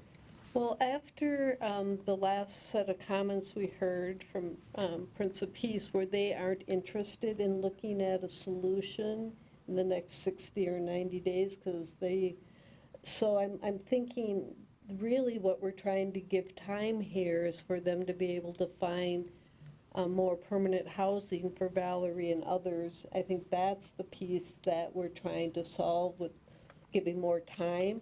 Because again, I heard that they weren't interested in trying to make this permanent in the next 60 or 90 days. They were saying they weren't ready to do that. Well, they may not even have a process that allows that to happen. So really, the only issue I see at this point is giving more time to, and again, they say in all their documents as well that this is a temporary place for Valerie to be at, and so they were going to be working on something more permanent anyways. So I think that's the piece that we want to be respectful of. So find a solution for housing after the end of whatever our stay of enforcement is. So again, in my view, that after 60 days, it's done. I mean, I don't think staff needs to come back with because they're not going to have other solutions. So that's just my thought. Councilmember Adams. I'm going to make a motion. Councilmember Adams. Direct enforcement in 60 days conditioned on housing options being provided to Ms. Roy and the other family there on the property, either through our housing coordinator or other services. And direct staff to continue to work with Prince of Peace or others to assist if there's ongoing interest in a more permanent tiny home or other settlement that would meet our codes. Second. All right, that's been moved by Councilmember Ratten, seconded by Councilmember Strawn. As articulated, everybody clear on the council, except for Mr. Trudgeon? I just want to understand the motion. You said stay enforcement in 60 days conditioned upon finding housing. What happens? No, providing resources. Providing housing options to Ms. Roy but not and the finding. other family. Right. Ultimately, other people have to make those decisions. There are potentially a variety of options that it would be that there are options available for housing. Okay, I just want to make that clear. Yep. Just want to make sure I understood it. I believe options are available or were available in the recent months, and this was a different option that was chosen. So that we go back to the well and make sure that there are options and then move forward. And those options could be short-term temporary solution followed by a longer-term permanent solution if there's a wait list or something like that, or whatever there might be out there. Yes. But that at least those options have been explored by the end of the 60 days, and at the end of the 60 days, these particular units can no longer be used for living space. Yes. Right. Anything else? We've got the motion before us. Councilmember Strawn. I just also that's the second reiterate the second portion of, because I can read over his shoulder. Directing staff to work with Prince of Peace to see if there's any additional long-term solutions, should they be interested in pursuing it during that 60-day period.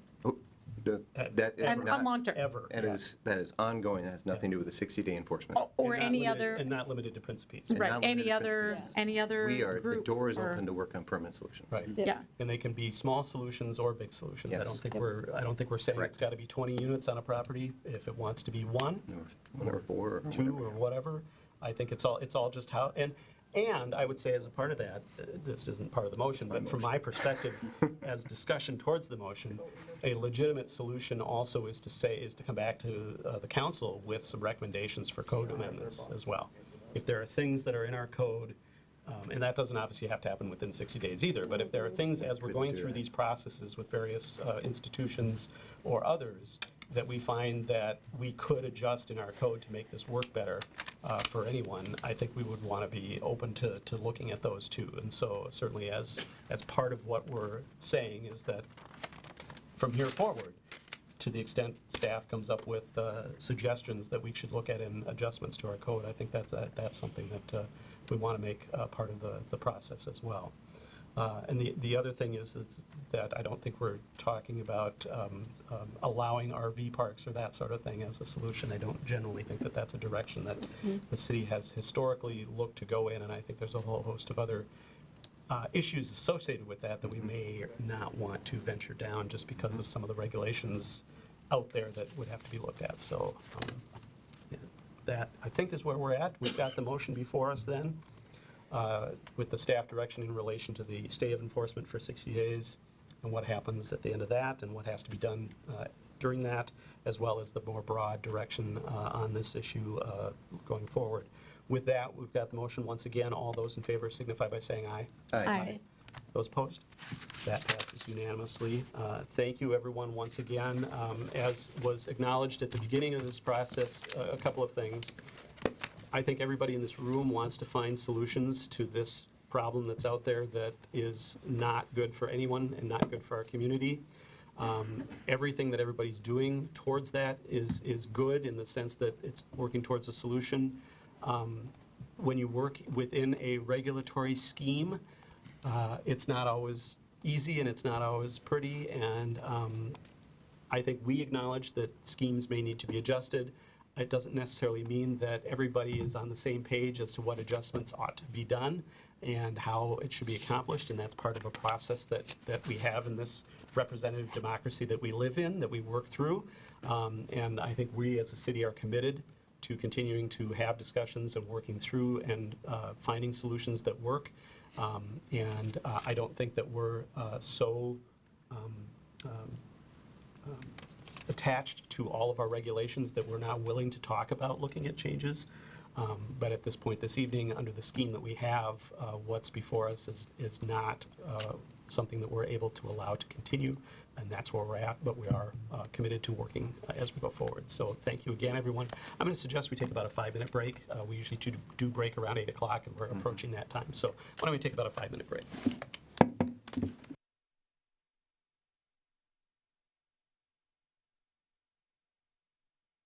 And Appeals reconvening as the City Council. Now we're taking a break. Thank you, everyone. I'll explain that when we come back.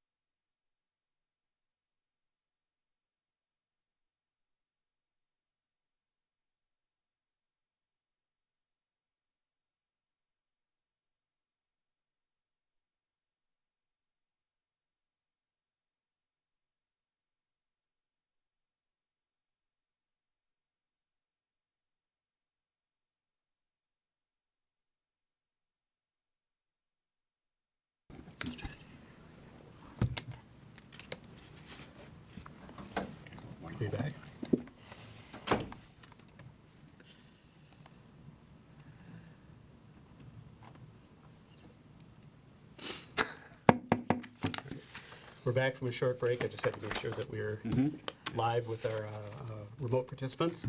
And just to clarify, I think we might have, the video and audio might have cut out before. I noted that we adjourned the Board of Adjustments and Appeals and returned to deliberation as the City Council.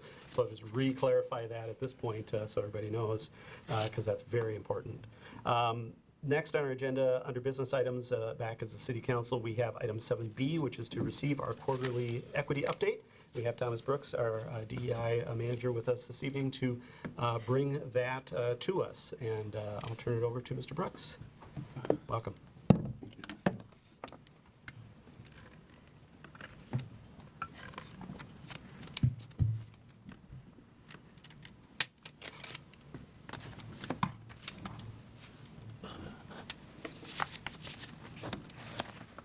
All right, Mayor and Council, as always, thank you for the time to check in. As always, I'm excited to bring forward some of the work that we've done over the last few months, maybe a little more at this point. So we have two presentations for you today. I'm going to start with the equity update. So really just a traditional kind of check-in on some of what we've been working on and some of what's to come. At this point, I am going to skip past a lot of the background and context and hope that you all remember the last several updates and how we got to where we are today. And if not, I'd certainly extend an invite to have a follow-up discussion on the SREAP in its totality and how we got here. But just a reminder about the SREAP, our Strategic Racial Equity Action Plan. The three priorities that we currently have highlighted to address our workforce diversity, commission diversity, and implementing a racial equity toolkit.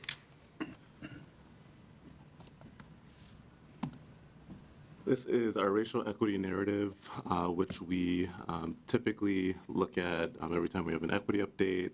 Also know that many staff members have started including the racial equity narrative in some of their public presentations as well, which is always appreciated. And again, just highlighting that first sentence. The City of Roseville is dedicated to creating an inclusive community where the predictability of success is not based on race or ethnicity. Our community aspirations, all right, and then priority one is where we'll start, the workforce diversity. So if you'll remember, a lot of the work that we were doing previously, really a lot of our SREAP is around gathering data. So that's really what we've been up to for the last several months. It's been gathering and analyzing a huge amount of data. So with workforce diversity, we have both quantitative and qualitative data we've had to look to collect and analyze. So I do want to shout out our HR staff who answered so many of my emails, phone calls, and surprise visits, and always had a good attitude when I put the pressure on to get some of this data together. So Don, Rebecca Olson, I certainly appreciate all of their help in getting what is the workforce report that we'll talk about next. So part of that data included understanding our current capacity, the current data that we had available, and then setting some tools in place to gather and collect data going forward. I will say that that is going to continue to be a work in progress. We are going to continue to have to find more ways to collect data, and there will probably be more aha moments of data that we missed. So whether that comes from myself or from staff or from you, anytime that you have those aha moments, definitely send them my way. In addition to some of that quantitative stakeholder or demographic data that you'll see in the workforce report coming up, we also reached out to stakeholders and gathered some of their feedback as well on their experience going through our hiring process. So that was really the big stakeholder engagement piece. We reached out to candidates, new hires, and we also talked to some of the hiring managers as well to find out some of the opportunities, challenges, and also what's going well in our hiring process. These are some of the key themes that came out of that stakeholder engagement process from candidates and new hires in particular, as well as our hiring managers.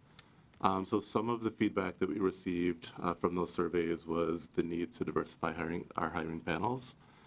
So that is really difficult for us to do, given that we have such a small BIPOC staff. But candidates do notice that we don't have diverse panels interviewing them. And I can tell you firsthand, as a BIPOC candidate myself in the past, it can be very intimidating when no one on the other side of the table looks like you. And so that was kind of one key thing that came out of it, and something that we are cognizant of. Better preparation for applicants and improved communication sort of go hand in hand. So there was also a need identified to better prepare applicants for the interview process. So the timeline, who they're going to be interviewing with,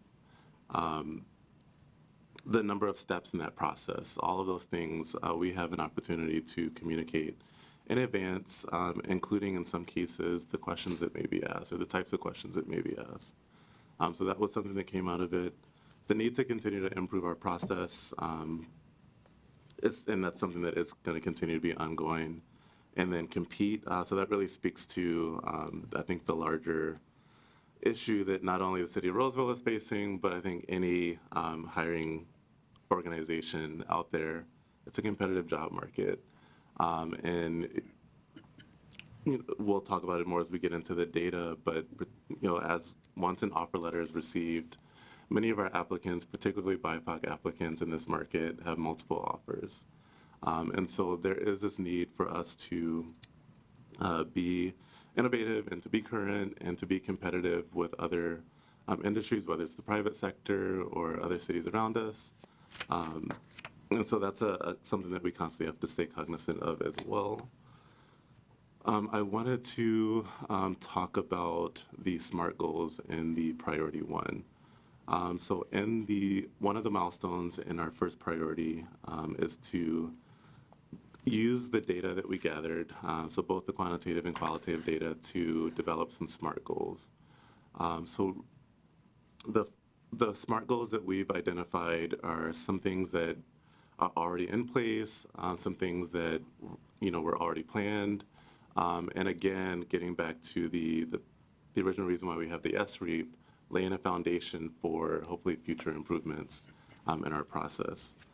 So we have 4 SMART goals that we'll talk about that will sort of help us, once completed, again, lay the foundation for some future improvements that we want to make, and being more competitive and being more adaptable and overall improving our process to be more welcoming and inclusive of BIPOC applicants.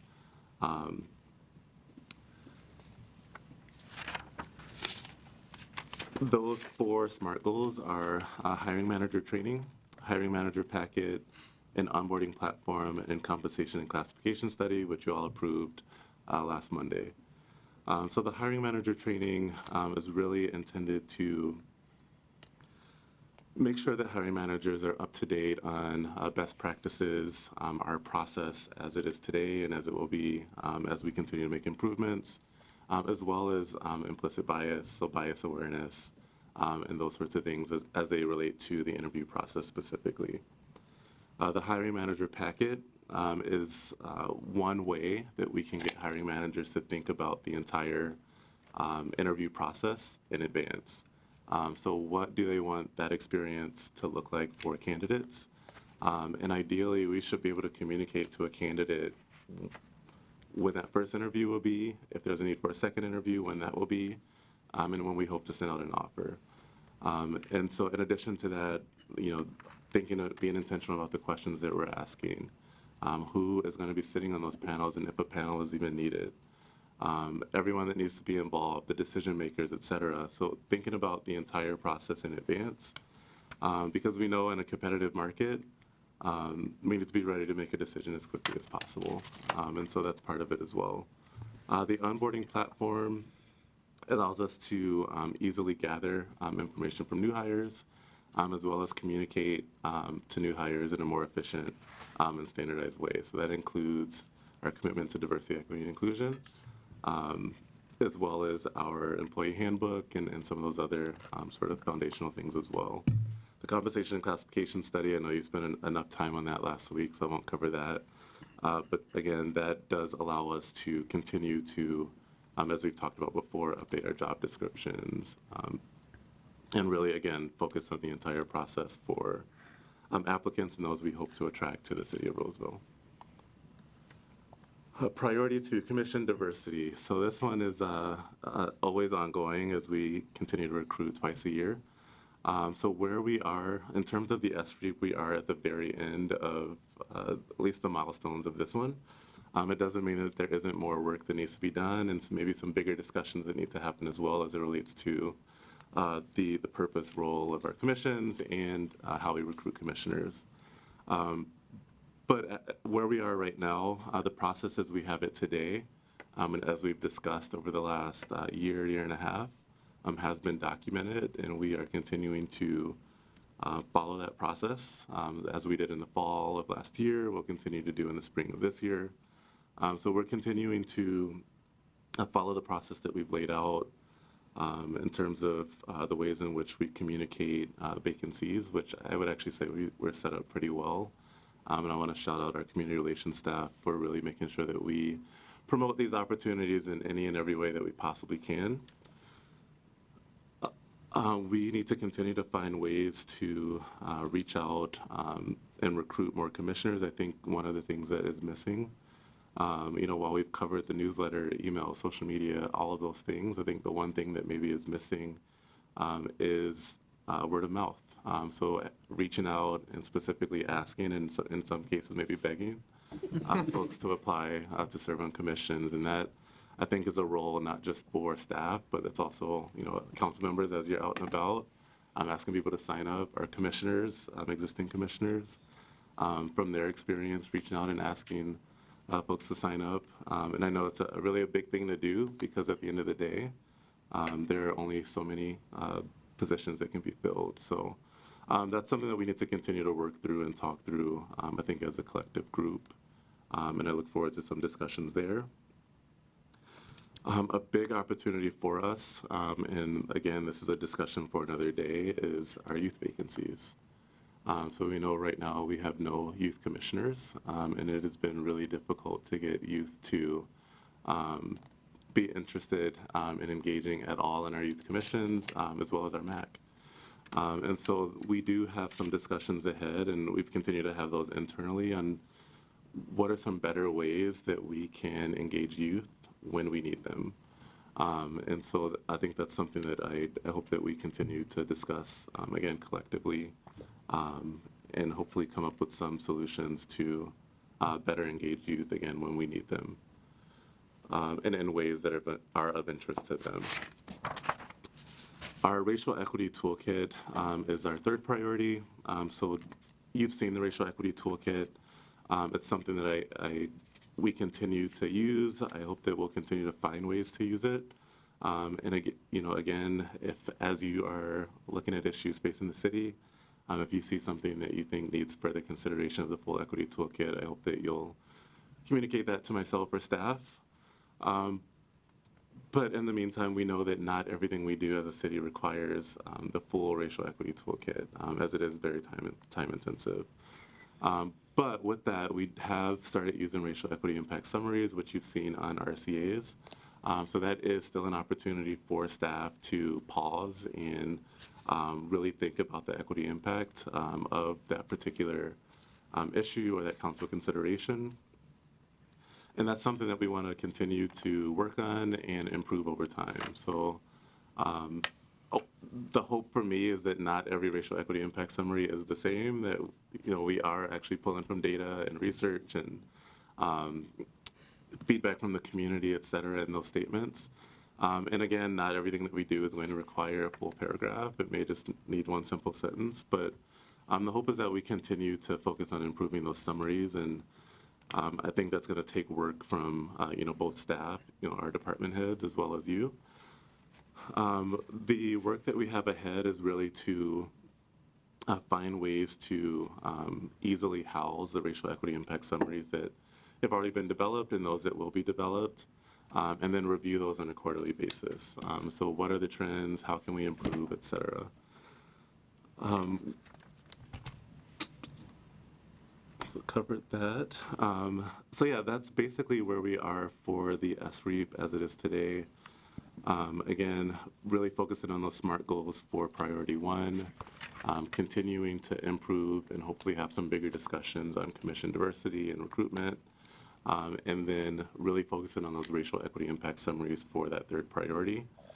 So you'll see in the larger SREAP document, I made some slight adjustments so that it's not so heavily focused on the racial equity toolkit in priority 3, but that it also speaks to the racial equity impact summaries.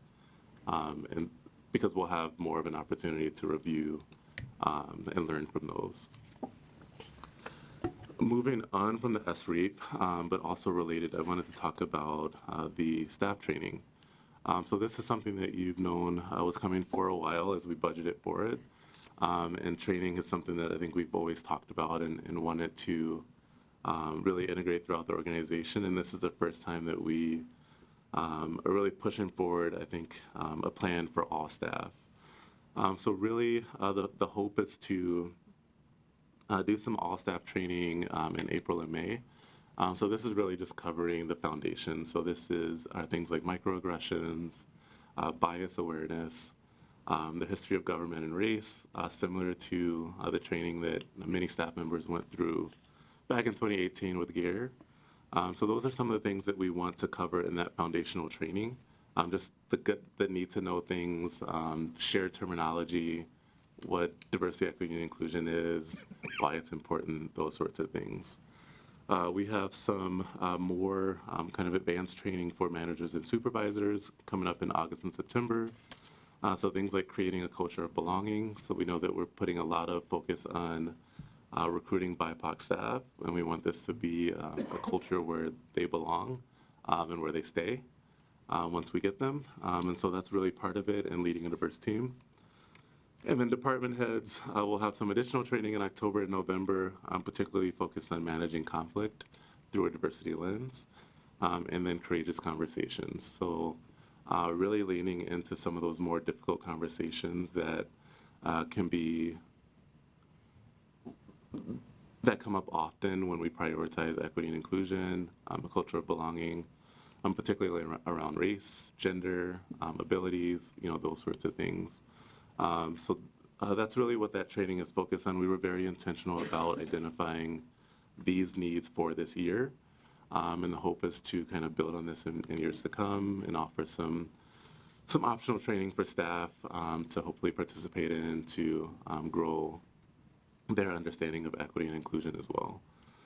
So that's kind of where we are. And this, as you saw, is in the consent agenda. And then just wanted to kind of touch on some training that you are already aware of, but department heads did participate in some training back in September through December of last year, creating a brave space, microaggressions, and navigating difficult conversations on race.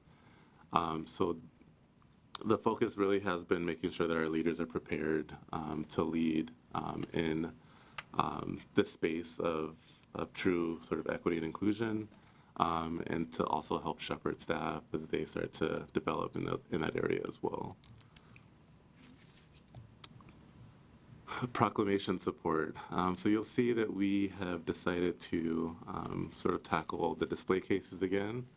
And so it really just started as an idea to kind of put something in those display cases.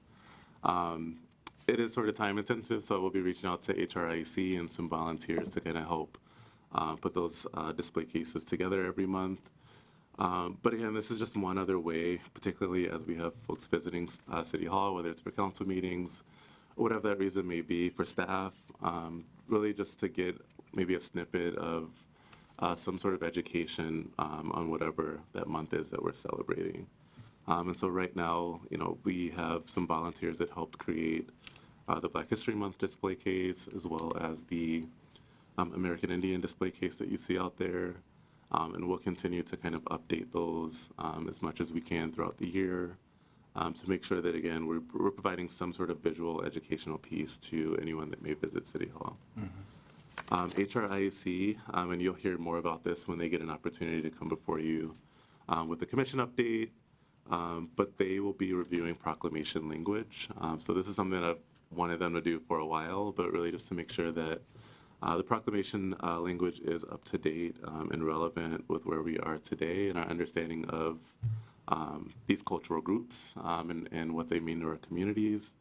And so I know right now they are reviewing the AAPI proclamation that's coming up, as well as a few more. And then again, continuing to look for educational opportunities for community members, whether it's through the newsletter or through some hopefully in-person opportunities as well. And so that is really the quarterly equity update. So I want to pause here for any sort of questions or feedback. All right, questions and feedback from the council. Councilmember Atten. Thanks for all of that and the ongoing work, and I appreciate there's some data happening in the training. Training is not always fun, so I hope that we look for ways that that's constructive and works well for staff. So I appreciate any work in that area. I had a question about the review of the proclamations. Now, the pandemic causes me to lose a sense of time, but it wasn't so long ago, maybe 3 years ago, that all of the proclamations were gone over by the HRIC. So I'm wondering where that fits with this new review. So Rebecca's generally, like in launch mode back there. So I would be happy. Do you want to so defer? I know I to can't speak for the past, but I can certainly speak for the present. But I can give you a little bit of history just to bring them up to speed. So back, I think it was 2018, 2019 maybe, the HRIEC did review all of the proclamations, made a recommendation of a slate of proclamations. As part of that, they said roughly every 3 years, with the council's discretion on if something needs to happen sooner, but roughly every 3 years they would take another look at it. So COVID did throw a loop into that, but I think that's probably where some of this is coming up. So that's a little bit of the background. I appreciate that. Yeah, that was a pretty extensive review. Yes. At that point, a lot of changes happened at that point. Okay. So hopefully, as a part of that, a note was taken as to the public comment we heard at the beginning of the meeting about the Women's History Month proclamation. and I've already made a change for next year. Perfect. So this is how the process is supposed to I'm work. on it. And that's why they have to be reviewed. I know, I was going to bring that up. Well, and just strictly from the point of view of somebody who reads the proclamations at the council meetings, it does, it's worthwhile to take another look at them sometimes, because the way the information is presented or worded or whatever, even just that sometimes can be improved upon, and it's better to do that through a process rather than, just one person looking at it and deciding how to do it. So, makes sense. Other questions or feedback? Feedback. Councilmember Groff.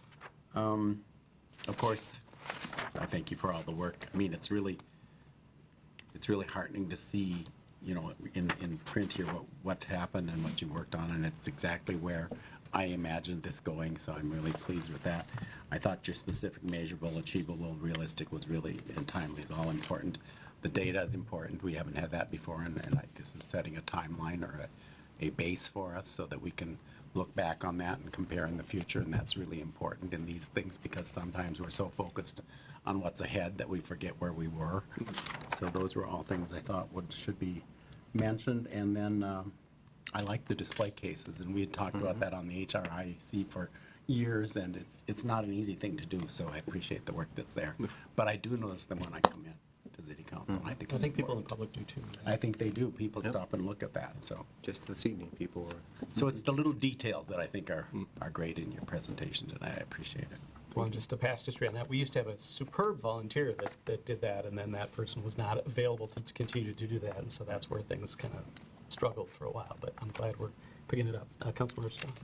Two quick things. I appreciate the racial equity impact studies. I do notice when they're not there. If a specific item doesn't have it, I'm noticing that it's not there. So maybe I don't notice that it is there because I'm expecting it to be there now, and I really appreciate that.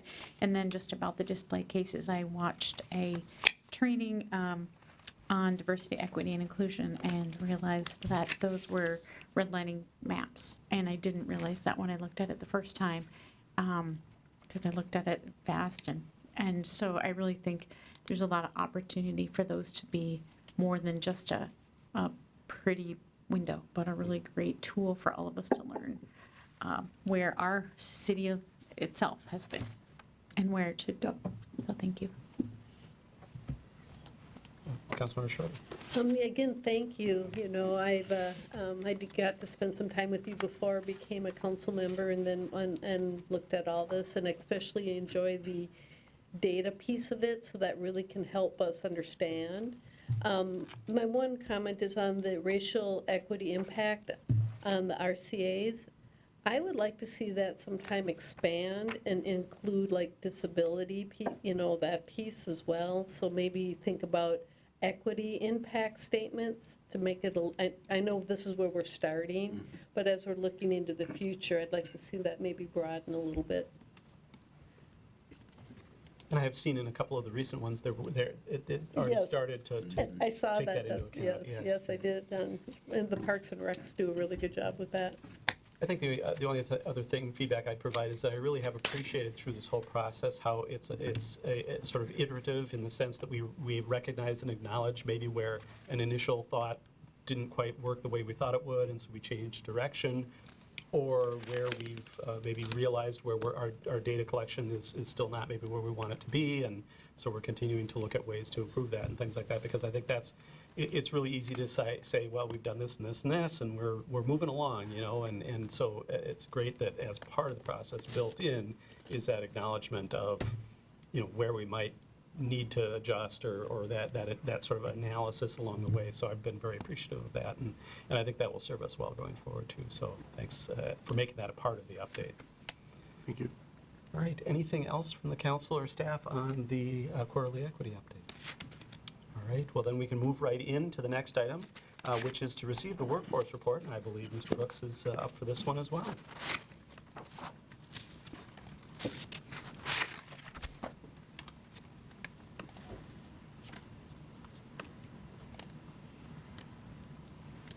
All right, so moving on to the 2022 workforce report.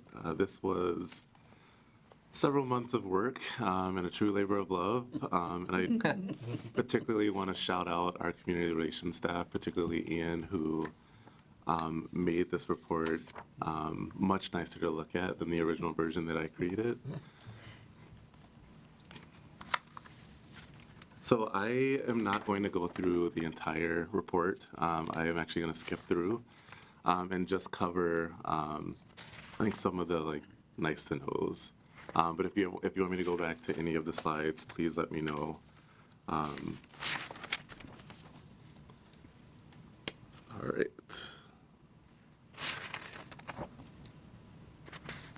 Okay, so I just wanted to kind of give a little bit of context about the report. So this workforce report is a snapshot in time of our workforce at a given point in time in 2022. So particularly the report focuses on our benefit eligible employees. So we have half, three-quarter, and full-time permanent benefit eligible employees. And this group was identified because we have the ability to standardize a demographic survey or questionnaire with that particular population in November, which is open enrollment season. So all of those employees are required to go through open enrollment, and part of that includes completing a demographic questionnaire, which also gives them the option to choose not to self-identify, but they complete the demographic questionnaire, and that allows us to be able to analyze this data year to year. So for the first time, we actually have year-to-year data. So we first started collecting this in 2021. We got a bigger, better set in 2022, and then we'll improve it again in 2023. But that's really kind of the bulk of this report. It's kind of focused on that population. But because this is a workforce report and we recognize that there are so many people that make up our workforce and the work that we get to do as a city, including our volunteers, our seasonals, our commissioners, you as council, which we don't have a demographic profile of you yet, but we have a large workforce that we need to consider, and so we used the little bit of data that we had about those populations as well, and included that in the report. And so I'll kind of briefly speak to those as well. All right. All right, so really just wanted to kind of start by just talking about the Roseville population. As I know it's kind of easy to reference as we go through the report. The demographic profile, from the 2020 census result, at least of the community, is about a 70-30 split racially between our white Caucasian residents and just the general BIPOC residents. So we know that increased significantly from the last census survey, and we expect that to continue to increase as we look at particularly our youth as they continue to age. For gender, we had about a 52-48 split, so 52% female.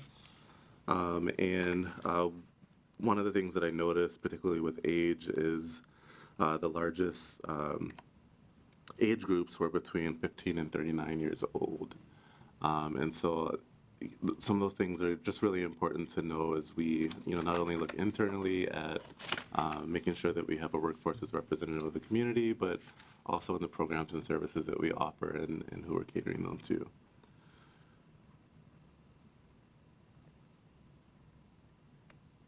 See if this works. All right. Also wanted to speak to, okay, so now we're jumping into the benefit eligible workforce.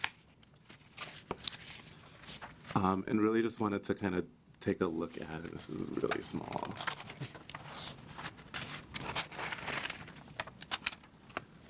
So really wanted to speak to kind of where we are. So most of our workforce, as you can see, is male. Some of that speaks to the fact that we have so many maintenance positions that have historically been dominated by males, as well as our police and fire departments. You'll see here that really the exception to that is our finance department, which includes the license center, which you'll see is predominantly female. And so I think this speaks to some larger kind of workforce issues that, eventually we need to kind of help address, but that, society as a whole needs to address, and sort of changing this profile in years to come. You'll see the employees by race. That profile is so 84% white Caucasian, which is a significant increase from the overall Roseville population, which again had a 70-30 split.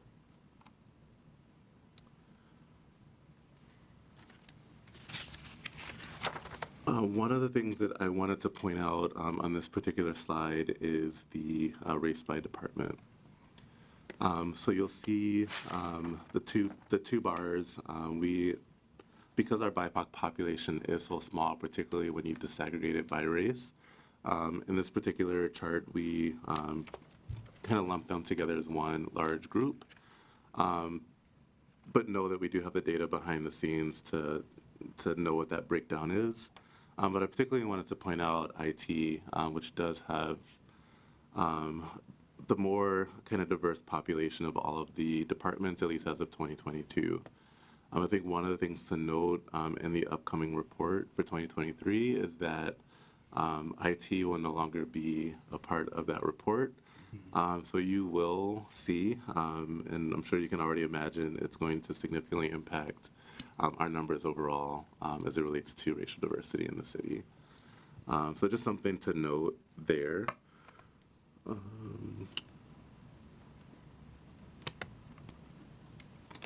And then on this particular slide, I wanted to look at years of service. So you'll see that a lot of our staff are newer, at least 1/3 were hired in the last 0 to 4 years. And that particularly caught my interest as we start to look at new hires, which is coming up shortly. 16. So one of the things that I noticed in evaluating our new hires in 2022, and I'll say that, in 2022 we had kind of a record number of new hires, so larger than I think we expect in years to come. But one of the things that I noticed is that it looks like we got aggressive about hiring BIPOC employees in the last few years. And so again, it kind of speaks to that larger piece of making sure that we focus on our culture and making sure that when we do attract and are successful in recruiting BIPOC employees or those from lesser represented groups overall, that we have a culture that they want to kind of stay and grow in. And so that was just something that kind of stuck out to me as really important. And I noticed in the analysis of the data, particularly, I know there's a slide in here that has kind of the average number of years in terms of tenure. And when I looked at that, at the number of years and disaggregated it by race, in a lot of those categories, you saw a lot of employees in that kind of 0 to 4 year range, a lot of them in that 0 to 1, 0 to 2 year range. And then we had a few employees that were on the opposite end of the spectrum and had been here for maybe a couple of decades. And so that did impact what that average number looked like, but know that in all of these categories, a lot of those employees are in that newer kind of 0 to 4 year range. One of the things, this first slide looks at race, particularly of our new hires. And it particularly those that have applied. So that blue bar is really everyone that has applied. And I would say generally a lot of those employees or a lot of those applicants do make it through at least the referred, meaning that they do meet the minimum qualifications. And then that yellow bar is the hired one. So that typically means that, so you'll see in the white Caucasian category, there were more kind of white Caucasian new hires than proportionate to those that actually applied. And then you kind of see the opposite for some of the other categories. One of the things I found overall, I know, I've heard, since I started that it's really hard to reach BIPOC candidates. They're just not applying. How can we better reach them? And we certainly need to continue to find ways to be more innovative and creative in how we are promoting our vacancies, the places in which we're posting them, the ways in which we're actually reaching out and, again, asking people to apply. But it does look like we are getting BIPOC applicants to apply for our positions, at least sort of representative to our population here in the city of Roseville.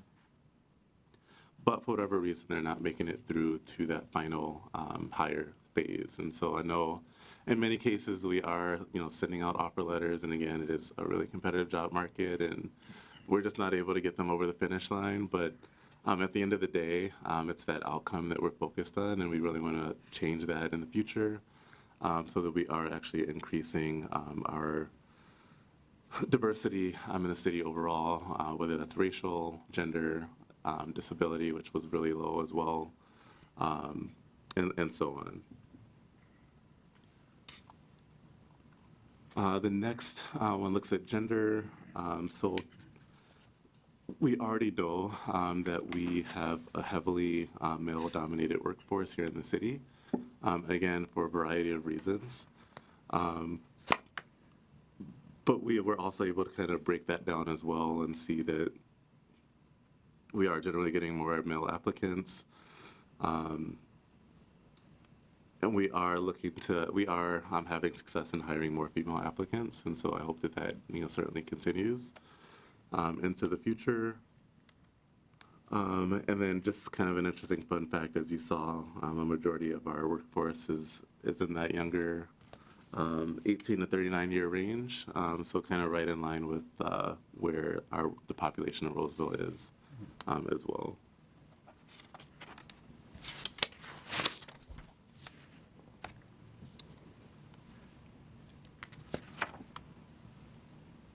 Jumping ahead from new hires to seasonals, and I'll kind of just briefly touch on this as well. And again, that is really small on this computer. So one of the things to note about our seasonals is, while we do hire a lot of seasonal employees, a lot of that work is done manually, and the collection of a lot of their kind of onboarding paperwork is done by paper, and it's optional, very optional. And so you'll see in the fine print that the number of responses that we looked at is much smaller than the actual number of seasonal hires that we did in 2022. And so there is a lot of work ahead to standardize the way that we are gathering this data from seasonals, so that we can get a more representative sample from them. And so you may see some fluctuations in this data in years to come as well. But that's why that fine print is there, so that you know that what we have, at least on this particular slide, is based on 56 responses. So what you see here that our seasonal staff are a little more representative of the population of Roseville, at least the 56 that responded to the paper survey.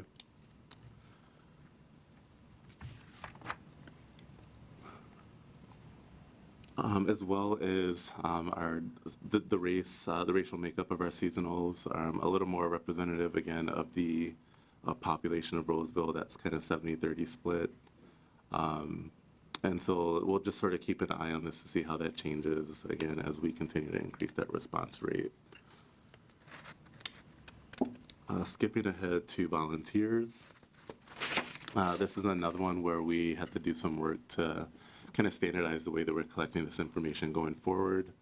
One of the things that we found sort of helps collect this data, instead of leaving it completely optional in the demographic survey, kind of making the responses required, but again, giving them that way to opt out by choosing to not self-identify.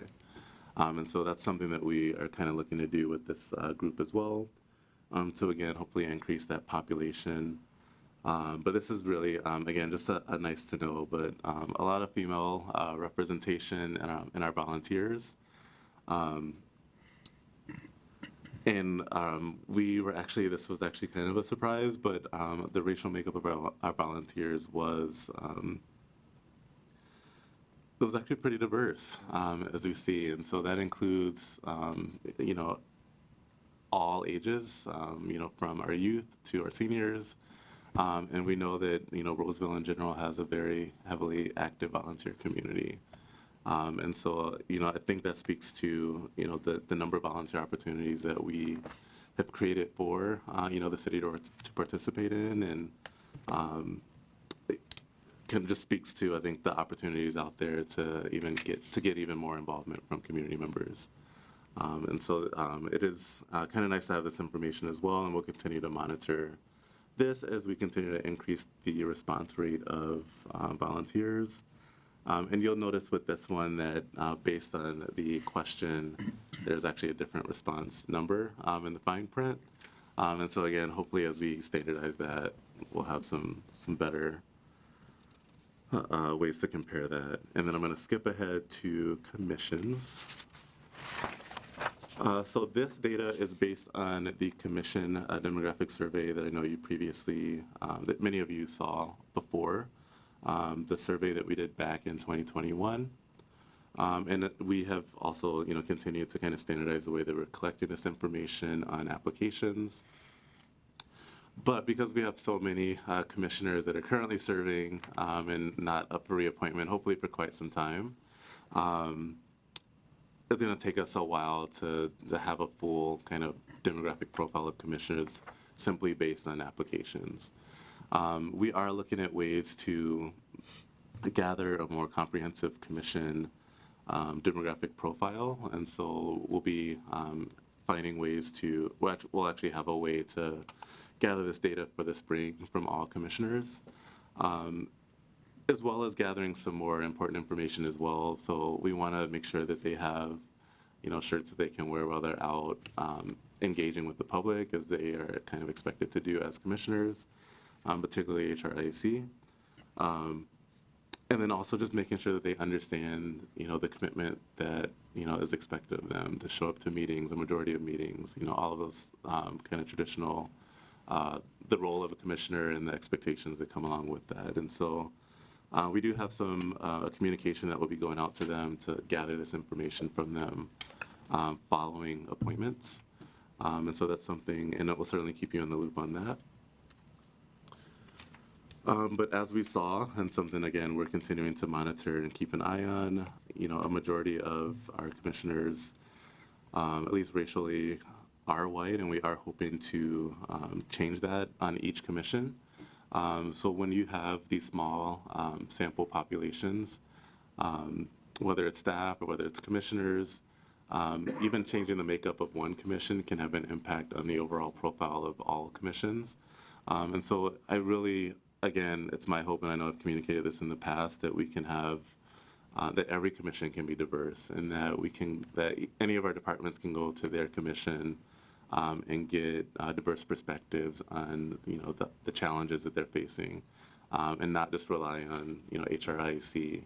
And so that's certainly a hope and something that we're looking at. Again, with commissions, we're also looking at the gender makeup. We're looking the gender makeup as well as all the other traditional diversity categories that we tend to look at, as well as geographic diversity. So that's something that we've looked at as well for those that weren't familiar with this process in the past. So that just something to look at. I hope to have a better sort of comprehensive commission profile for you in the next report. But that's something that is certainly, like all of the other categories, has required some work on our part to kind of standardize the way that we're collecting that data. And then I really just wanted to kind of appreciate Pat for his support in the SMART goals and just our commitment to diversifying our workforce and diversifying our commissions and improving our processes, as well as all of you for your support in this work, which has been a lot just to get to this point. And this is really just the beginning, again, laying the foundation for, future work and future improvements. So, again, I was excited to bring this report to you. I think it's really important that we don't just focus on assumption and observation of the world around us, but that we do use data whenever possible to help guide the decisions that we're making. And so, we'll continue to find ways to improve our processes, particularly once we get through these SMART goals. Going back to the beginning of the SREAP, we've continued to find ways to improve really all of our processes as we go, instead of just waiting to the end, and that's something that we'll continue to do. So with that said, I will pause here for any questions or feedback on the report. And again, if you want me to go back to any slides, I'm definitely more than willing to do that. All right, thank you. And is this report going to be accessible and available to the public, such as on the city's website? Or Yes, it will. It'll go on the racial equity page. Got it. Okay, thank you. Questions or feedback from council members? Councilmember Schroeder. Thank you so much. This is great, all this information, and you did answer one of my questions. I was wondering about the applied compared to hired. That I was wondering if the applied was the eligible people, and that's what it is, correct? If they applied, they meet the minimum eligible requirements for the job, or is this applied just? This is just applied. So they may not be eligible because they haven't met the requirements of the job, but they still are in the data? So this report is specifically, so the system allows us to, if we're using it correctly, it allows us to track various phases throughout the interview process. So from application to referred, meaning that they made it through the minimum qualifications, which most applicants do, and so on. So we do have some work to do internally to make sure that we are using the software that we used to its fullest capacity so that we can have the data. And we do have some ways now that we can look to specifically look at referred, and actually the original version of this report had referred in there. I don't know if it was the most reliable data, which is why it was pulled, but that was in there. But yeah, just again, for clarification, what you see in the report on that slide in particular was all applicants that applied to the very opposite end of the spectrum to those that were hired. Okay, and so then being eligible then would be a different category? Correct. Okay, that might be an interesting piece to put in there too, to see if we're getting a lot of people applying, but they're not eligible, how do we communicate up front so people know what they need to have? because you want them to still have a good experience. And I think you apply and then realize, oh, I'm lacking something or whatever. It might be nice to be able to have some more communication that way. And then, I know I had another question on here. Let's see here. Of course, now actually just a comment. You know, you talked about trying to get more information out about hiring and commissions and all that. Do we send that information to the volunteers? Because I'm thinking, and you know, you have this diverse group of volunteers, and I know we get a lot of volunteer information sent out with email, but that might be an interesting group to say, hey, just so you know, we're hiring, and here's commission thought. That's something that we've certainly talked about in the past, and I'd have to follow up to see if we have, formally sent out a communication to volunteers, but that's a great point and something we've certainly talked about in the past. So, okay, that's what I had.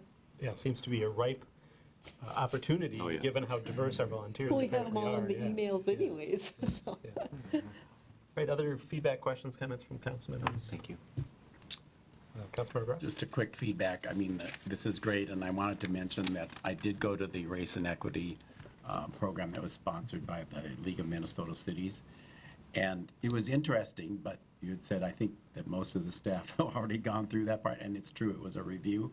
But what I found interesting was so many people from throughout Minnesota were there, and they were all coming to ask me what Roseville is doing because they haven't gotten to this level. I mean, it was a woman from Moorhead who's on the city council had asked me how we got here and was asking about your position, and I think people from Shoreview. So I just wanted to mention that because I think it's lots of work to do, but I'm really pleased that we're getting there. We're getting some work done, and I appreciate that. Thanks. We're getting notoriety for it, too. I know. Getting famous around Minnesota. Exactly. All right, well, thanks again for both of the reports this evening and all the information, as well as all the work that's being done has been said, and looking forward to the updates as well as the numbers for 2023. Thank you. Thanks again, Mr. Brooks. Great. Thank you. Thank you.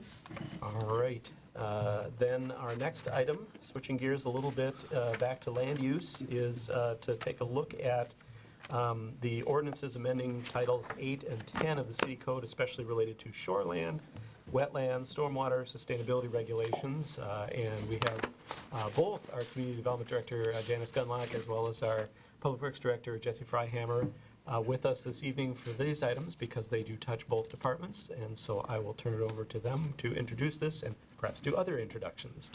Thank you, Mayor and Council. Real quickly, before we jump into some ordinance discussion, do want to introduce Jennifer Lowry. She is our new Assistant Public Works Director and City Engineer. She started last Monday, so maybe we should have brought her at that meeting a little earlier, but... You should have had her present at that meeting. Yes, exactly. So Jennifer comes from the city of Minneapolis, but she also has a wide variety of other backgrounds, so we're really looking forward to her helping us in the engineering department and lead our projects. So I just wanted to introduce Jennifer to the council as you'll be working with her in the future. Welcome aboard. Thank you for being here. Thank you. Thank you very much. And I'm excited to work with you guys and residents and businesses and work in the community. So thank you so much for the opportunity. All right, no doubt we'll be seeing a lot more of you.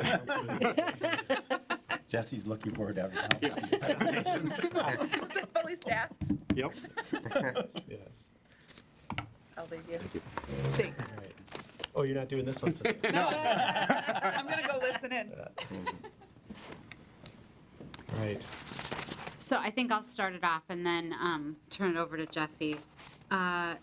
This is the second time this item has been before the City Council. It was last year on January 30th. And as you can see from the council report, there's a very extensive legislative history covering the zoning code update project. So I'm not going to go through all of those meetings, but I did want to just reiterate this has been a two-stage process with multiple touches with the Planning Commission and the City Council, as well as the public. During the January 30th City Council discussion, there were a few directions that staff was given, and so I'll just want to touch on those really quickly. We've taken that direction and incorporated it into the ordinance that's before you tonight as attachment A. Really quickly, a couple of things that you had specifically asked for was clarity on the 20 feet or the 20% of contiguous shoreline for restoration on variances in the shoreland overlay area. We did tweak the language to clarify that. I know there was a lot of concern about the wetland and stormwater stuff that we were moving out of the shoreland overlay district and moving into Title 8. So Public Works did provide that ordinance for you, and he has a few slides he wants to go through, which he'll do in just a minute. The other feedback we received was regarding the electric vehicle charging standards. There was a lot of confusion regarding some of the acronyms in that section, so we tried to clean up that language. We also cleaned up the table in section 1019-2 regarding the accessible parking space requirements. There are some instances where you only have to provide electrical vehicle charging for one stall, and we wanted to make sure that it wasn't just an accessible stall, that there was an accessible stall as well as a regular stall. And then just some math details about making sure we're rounding up. We also looked at all the definitions in the Shoreland Overlay District as well as Section 1001 of the City Code. We want to make sure that there weren't conflicts. There may be definitions that appear in multiple spots, but they don't conflict. And certainly, if they said the same thing, we didn't duplicate them. And then the most of the discussion revolved around the sustainability incentives. And there was a lot of uncertainty about the stacking of incentives, and there just wasn't a comfort level at the council to proceed with that at this time. So we have removed that entirely from the code. Most of the actual code language, it was just one little paragraph. It was that worksheet that lived outside the code. But we've taken that out. We can pick that up at another time, maybe as a pilot project. But we wanted to get through this stage first to close the Phase 2 updates on the zoning code update project before we go back to that. So that sort of concluded the work that community development was doing on the ordinance provided as attachment A. And I know Public Works wanted to go through their changes to Title 8. And so I'll turn over to the Public Works Director for that. Thank you, Janice. So just real quick, I just have a few quick slides, just kind of summarizing, since we're moving some stuff from, Chapter 1017 to Public Works, and then just a couple graphics to explain it because it was confusing to me the first time I was trying to understand this, so I thought that might help. So just real quick, Stormwater Management Overlay District, a lot of this isn't changing, it's just moving to a new spot, but just trying to define it. So like I said, a lot of it's not changing. The impervious percentage is the same. The 100-foot setback is still the same. It basically reflects everything as currently done today. 804, it's a new chapter, but it's basically same thing. We're just moving it. The wetland buffer, or the upland is still 100 feet from the delineated boundary. The 25% impervious maximum within that 100 feet's the same. We did clarify some things about wetland buffers and protections, and I'll get that in here shortly. And then with the new ordinance, the Shoreland Management District, so the big change is really what the buffer requirements are. So that's going from 300 to 1,000. So this map just highlights where that it is impacted. So it really affects the areas that are in pink. So it does affect another 2,500 properties that it currently didn't before. So that is a big impact. The percent impervious is the same. The maximum is 25%. So that did not change. So that is matching. Obviously, it did change for those residents that are in the pink. They were 30, now they're 25. So that is really the key change. The other thing is, with this process, we used to allow through the residential stormwater permit, you could get that increase 5%. Now it'll have to be a variance process. So that's the other impact for those residents in that pink. Just another quick highlight. So with our old erosion control ordinance, we used to reference the Shoreland Management District as that would apply for kind of our most intense permit. So any sort of grading triggered a erosion control permit. All other standard practices, you have to disturb 5,000 square feet. We did modify that, so we no longer reference the Shoreland Management District because that would have expanded those permits 2,500 residents or potential properties. So we did just go back to 300 feet, so we'll still apply the erosion control permits exactly as we've currently done. And then just 803.06 stormwater management practices, we just kind of updated that with kind of new current language. So no real major changes there, pretty much what we've been implementing with a lot of our maintenance agreements. And then real quick on the wetlands, one minor update that we did do, this actually shows the property across the street where it was applied, working with Ramsey Metro Watershed District. Our current ordinance does not allow wetland averaging. The watersheds all allow that, so we're just basically matching what the watersheds do. It still does have a minimum wetland buffer, but for example, if we do have the 25-foot requirement, they have to average and meet that. But if you have one real pinch point or the wetland is off significantly, or it juts out in your property, it does allow to fix that. So it's still very user-friendly to developers as well as protecting. And then, like I said, it really matches what other watersheds are doing, so a lot more easy when we try to explain. We didn't have that before, but we do have that option now. So that's really the only change to the wetlands. So that is all I have in my presentation, so I'll certainly open it up to questions for any members. And just to clarify once again, so the 1,000-foot and the 2,500 properties, the biggest impact for those properties is that now that 25% impervious requirement applies where it didn't before. But as you were saying, they're not being asked in those pink areas, the 1,000-foot, to meet the more strict requirements about land disturbance and permits related to that. That's still with only 300 feet. Correct, yeah, it will not trigger additional erosion control permits. So for example, if you were just doing a small patio and you're at 900 feet, you're not going to trigger a permit. Versus if you're on the shoreland, we have that ordinance to protect because you're so close to the water body, but we didn't expand that. Got it. I just wanted to re-clarify that because we kind of touched on it very quickly in the presentation. Other questions or comments, feedback on particularly the Title 8 area from Council? Councilmember Brad? Thank you. I had a nice conversation with Ms. Gunlock today, but it then triggered me to read more this afternoon. On page 4 of the RCA, line 93 and then 108, each start slightly different parts of the 1004.09 C2 versus 1004.10 C2 have the exact same language. That's fine, but they talk about what you just said, the 25% impervious surface. But when I go to page 15, lines 425 to 427, it says impervious surface coverage, lot development shall meet the impervious surface requirements of the underlying zoning district, which would suggest to me different from the overlay district. Were you referencing line numbers in the attachment A ordinance, the shoreland overlay ordinance? Yes. What lines were those? So the first one is agreeing with the presentation from staff. That is page 4 and lines starting at 93. Page 4 of the code or page 4 of the The RCA? attachment A. Okay, that's right. Of attachment A, sorry. Lines 93, and then it starts again at 108, the exact same language, just a different number at the top of them, about the 25%. Just want to make sure I've not lost anyone.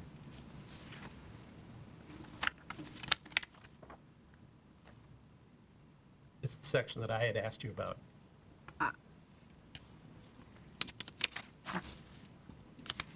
It's in the attachment. I misspoke before. So I'm sorry if I caused confusion.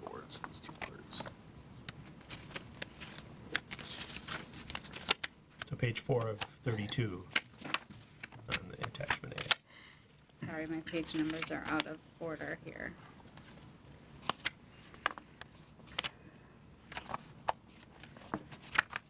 Sorry to create a problem.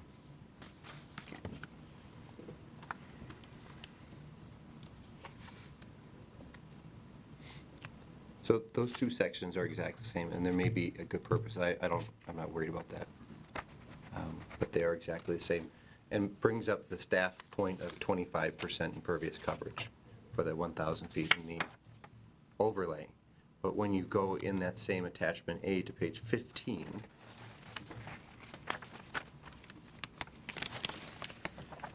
starting at line 425, talks about the impervious surface coverage will be for the underlying zoning district and the stormwater management requirements of Title 8 of this code. So that's where I was confused. Because underlying would maybe go back to 30% or whatever. So there may have been a disconnect when we were working together because the idea, the intent, my understanding is that when we go to the new model shoreland ordinance, we're wrapping in all 1,000 feet properties. They cannot exceed 25% impervious surface. There may be properties outside the shoreland overlay district where the requirements in Title 8 apply, at which point those properties may be allowed to be at 30%. Is that no longer the case? Well, this isn't Chapter 8, or Title 8, this is all within The shoreland. the shoreline. Yes. Yep. So I think on the page 4 items, those are referencing, I gotcha. that's referencing things in the code that aren't included in, the existing language in the code that isn't part of this modification. I'm assuming that 1004.09C2 on line 93 is part of a discussion about a particular type of improvement area that's referred to in perhaps previous paragraphs of the code that aren't included in this draft ordinance because we're not making any changes to them. Yeah. And so that's why there's 3 different paragraphs, 2 of which are very similar, because they're talking about 3 different types of improvement areas that are referred to in the overall code that we're amending. And this particular draft is only highlighting the changes we're making, so Yeah. it doesn't show the language that's being referred to for those different types. So that gets to that.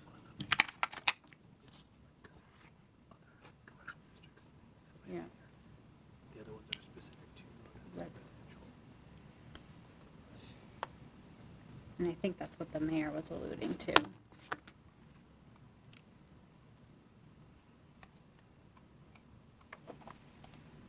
Well, and I think also the question I had about those 2 paragraphs was the fact that the 25% is only applying to the portion of the lot that's within the so many feet and not applying to the other. So I think the language that you referred to on the farther down page, Councilmember Etten, was the language that says outside of these areas, the underlying zoning requirement for impervious still applies, if I'm tracking with what the question is and what the code says. It is the question, but it's hard for me to track that back after I spent the afternoon reading back and forth and whatever. So I feel like most of this attachment A in this section is around defining things in that shoreland area.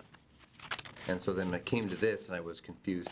And it was just based on our conversations. And I have some concern in our fully built out city about the 1,000 feet and the impact that it's going to have. And I really appreciate, Ms. Gunlock sent me the letter that everyone within 1,000 feet got in October for the November thing. I think people don't understand what it means. And so I have concerns about that. And then this, as I was reading and going back over and over, I said, oh, I can't find how these pieces connect. But they may connect very logically. With the pieces we have here, they don't make sense for me. So I have putting these together, and then that bigger concern about the 25% extending beyond the previous line. Is it the case that the 25% only comes into effect if you make some significant modification to the property? In other words, that everybody that's maybe higher than 25% now, as long as they don't change anything, they're allowed to continue as a non-conforming use-ish thing? That's correct. Okay. Yeah, and I would say the way we usually, if on the existing properties that have handled in the past, if they want to expand their driveway, or they want to, a lot of times what happens if they want to like add an addition on the house, maybe their driveway was too big, they remove part of their driveway. So you can trade kind of, but certainly you can't expand. So if somebody's already, say, at 30% or just under 30%, but the new requirement for their property is 25%, and they want to do anything on their property, they're already above 25, they pretty much can't do anything, is that the case? Yeah, Unless what they can find a we've way to trade? traditionally done is just, they can swap impervious. So if they want to, like I said, if they want to expand their garage, then they have to remove impervious. So They don't have to They don't swap have to to the go point down. to get down. Correct, don't get down. We basically grandfathered you in at your existing impervious. That's how we've treated that in the past. Does that help? It could, but if you have a one-lane driveway like mine, for example, and a lot of Roseville has one-lane driveways, you aren't going to take out part of your driveway. You know, there are very limited options in many of these properties. I think it's going to lock a ton of properties. And my example to Ms. Gunlock today was, hey, I think 75% of the people on the street I live on, and a portion of that street is in the 1,000 feet from Lake McGarren's, have added on. And so at some point, we are going to potentially limit some of those investments in the community in areas that are pretty far from the lake or on the opposite side of a large hill from the lake, and suddenly say, well, how is this impacting the development versus the lake? And, you know, I love the idea of making sure we're not impacting the lake too much. I'm concerned about the size of this and how it impacts a fully built-out city and investments in the future of that city. So if we only apply it essentially to redevelopment, because if you're already pre-existing, you know, and actually it sounds like even if you, well, I don't know, I mean, I guess it's a very good point. If you can't swap, you can't add on then, essentially. You're locked at whatever you currently are at. Although I would say if you're at 30, that's the code requirement anyway, so you wouldn't be able to exceed 30. But if you're at 23 and you add 100 square feet or something like that, depending on the property, you could be done. You could add a mudroom and be done. You'd be stuck at 25 then. Whatever, yeah. So it's not just someone who's already over, someone who's under, but under enough that you can't actually do anything. So, council members, this was the single biggest issue that the planning commission talked about in moving to the model ordinance. I mean, it is the most impactful change that people will have to deal with. What Thomas just whispered in my ear and what the planning commission talked about was the variance option is always available to somebody if they want to exceed the 25% requirement. And if they're far outside the lake and exceeding that requirement is not impactful to the lake, there are some practical difficulties that can be utilized to try and achieve a variance approval to exceed 25%. The unfortunate part is the DNR has statutory authority over our shoreland ordinance, and we can't pick and choose what requirements we want to adopt and what we don't without going through their process. We questioned them on whether or not they would hold us to the 25%, and they said they would. Or we would have to apply the 25%. They wouldn't allow us to go to 30%, even though they would allow us to make changes to other requirements to align with our underlying zoning district, but not the 25% impervious surface limitation. So, and we don't have to do this. We don't have to adopt the current model ordinance. Can you speak to the variance options? The only variance option I remember reading kind of got back to riparian lots and bringing more natural coverage to the shoreland. So what would someone 3 blocks off of the shoreland do, or 2 blocks off of the shore? What are their options? So the restoring the shoreland was specific, you're right, to riparian lots, obviously, and the idea behind that was we weren't going to require shoreland restoration for a variance request that didn't really have a nexus to needing to restore some of the shoreland. So obviously, non-riparian lots that want to exceed the 25% impervious surface limitation, just the regular practical difficulty test would have to be applied. And certainly, maybe we could use the stormwater permit that was previously used, where as long as you treated the hard surface above the 25%, like how we used to do it, that would meet the test in order to be granted a variance approval. That's a process we control, but the DNR does get to provide input on those specific variance requests. So it's a standard variance process, though. It's Right. any other variance to the zoning code, essentially, they would go through our That's variance right. commission Yep. or variance board. Yeah, I guess I would feel better if there was a model out there that gets to the point of this is to address water quality and things like that, right? While giving some latitude for these properties to develop. At some point, the 1,000 feet suddenly becomes arbitrary. It's all in the watershed district, so it's 2,000 or 5,000 feet. So it's all feeding into the same thing. Why is 1,000? This is maybe rhetorical at this point because Would you like DNR's to not write here. a letter to the DNR? I would. Yes.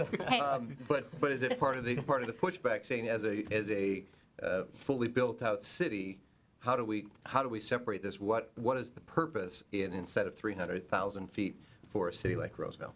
And going back to the DNR and saying this can negatively impact the ability for the city to continue to invest. We've been trying to get people to invest in homes, and that doesn't mean they have 50% coverage, but this really is going to impact people because they were built to the old standards, and there's no room to wiggle anymore. We had that conversation with the DNR, and they would not budge. The DNR's model ordinance is not designed to accommodate fully developed cities. It's just not. It's designed to accommodate developing shoreland communities. They have a process to veer from their model ordinance, and that's the process we're in right now. We asked them if we could have 30% instead of 25% in light of all of the other attributes that we have, and they said no. And so the other piece of it is we can't just pick and choose which parts of the model ordinance. We either have to go the whole We thing. can, but they have to approve anything we do. Well, yeah. Right? I mean, they specifically outline on their website that you're not going to take it wholesale because each community is different. For example, we do not have subject systems, right? So some of their regulations around that don't make sense. Everything that applies, right, yeah. And they have a formal process where every item we ask to veer from the model, they have to write a justification and reasoning behind why they were giving us that additional, that change. And we asked them to do that on the impervious surface limitation, and that was just not something they wanted to budge on. Okay. I would love some part of our variance procedure to outline how we could meet the spirit of this, but allow something over 25%. You still can. Yep. The variance process, you will have the ability to look at every single case specific to the characteristics of that case and make a determination on what requirements you want to impose to exceed 25%. But again, the DNR does get to weigh in on that.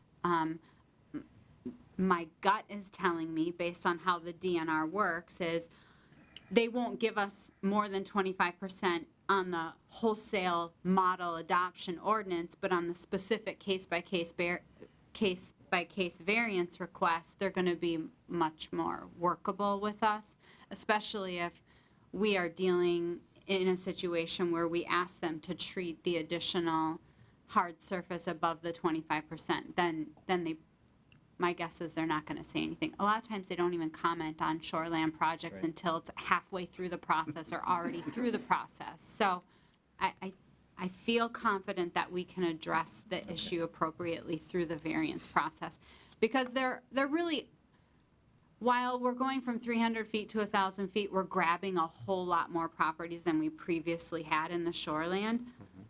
The majority of the properties still do not have any problem meeting the 25% threshold. It's not a ton of properties that are going to have this problem, but there will be a few. Okay, thank you for. And the residential stormwater permit, I think that was set up to help even the ones in the shoreland previously, but also you can have a really small lot in the non-shoreland, so it was set up to do both. So, and certainly if that's part of the variance process, it's already set up to treat it, so there's good justification for that.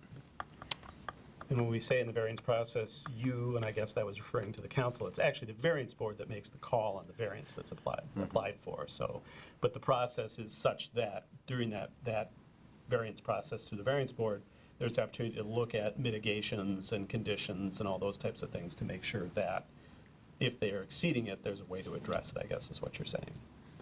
Correct. And if either the applicant or the public doesn't like the decision of the variance board, the city council does get to make that decision. The Board of Adjustments and Appeals comes back in. Thank you. Other questions or comments? And I guess we did move beyond just Title 8 there, but that's fine. We got a lot of stuff in front of us. Anything else from the council? did have one item that I talked a little bit with Ms. Gunlock about, and that was the tree requirement for multifamily at the, sort of towards the end. We have the language that says 1 tree per 2,000 feet of open area. And we don't really anywhere in the code define what open area is. And I think we all know what it probably means, and staff has interpreted it and enforced it in a certain way. But I think for the benefit of future generations of staff and council members and city attorneys, it might be helpful to make sure that the language is a little more clear. So I would suggest a parenthetical mini definition of what open area is be inserted at that point.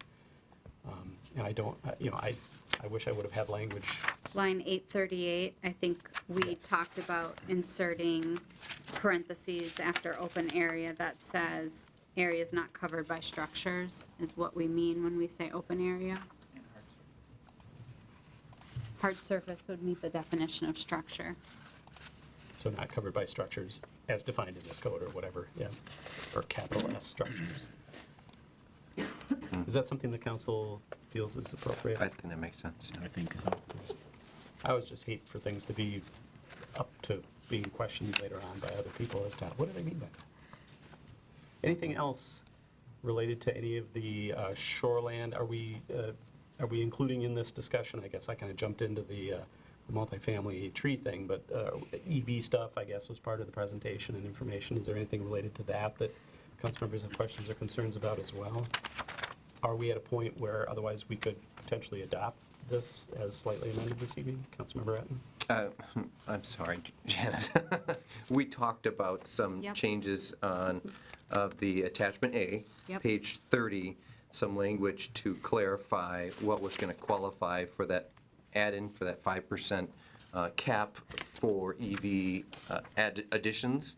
And then there was the question about the all, so. Yeah. So we've taken a look at that, Okay. and I'm going to start with the 5%. So this is the requirements that are talked about in lines 875 to 880 on page 31 of attachment A. So this is the exemption where if providing the electrical vehicle charging exceeds 5% of the total project cost, you can ask essentially for an exemption or a reduction.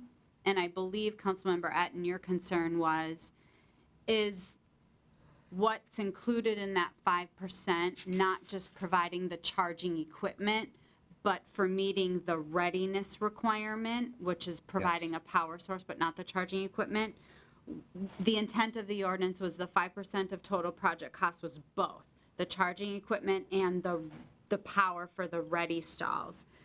But I believe you are correct. The way lines 875 to 880 are worded, it maybe is not entirely true to say that. So we think it can be reworded to say, when the cost of meeting the requirements of this section would exceed 5% of the total project cost, the property owner or applicant may request a reduction in the requirements and submit cost estimates for city consideration. When city council approval of the project is not required, the community development department may administratively approve a reduction to the requirement in order to limit the installation cost to not more than 5%. By using, right now the language uses the EVCS, and that's really only referring to the charging equipment. So we can eliminate the use of that acronym and just refer to it as requirements, and I think we're covered. That helps, yes, because it was quite literally left out. The EVSE was literally left out of that piece, that point 3 there, and then reading it's like, I don't know how this connects, does it connect? That would help me a lot, yes. So I think we could make those changes, and then I'm not 100% certain we need to make any changes to address the other item you brought up. I think that's in 865. Yeah, how line 865 after the colon, it says all new and expanded parking areas. So for multiple family residential land uses, you have to provide 5% of those spaces for new construction to be EV ready, and then the the requirement in 865 to 868 is an additional 10% have to be EV ready. So 5% you have to actually have charging spaces, and then an additional 10% you have to be EV ready. But for expansion, only 25% of those, so let's go through some math, because this gets really, really complicated.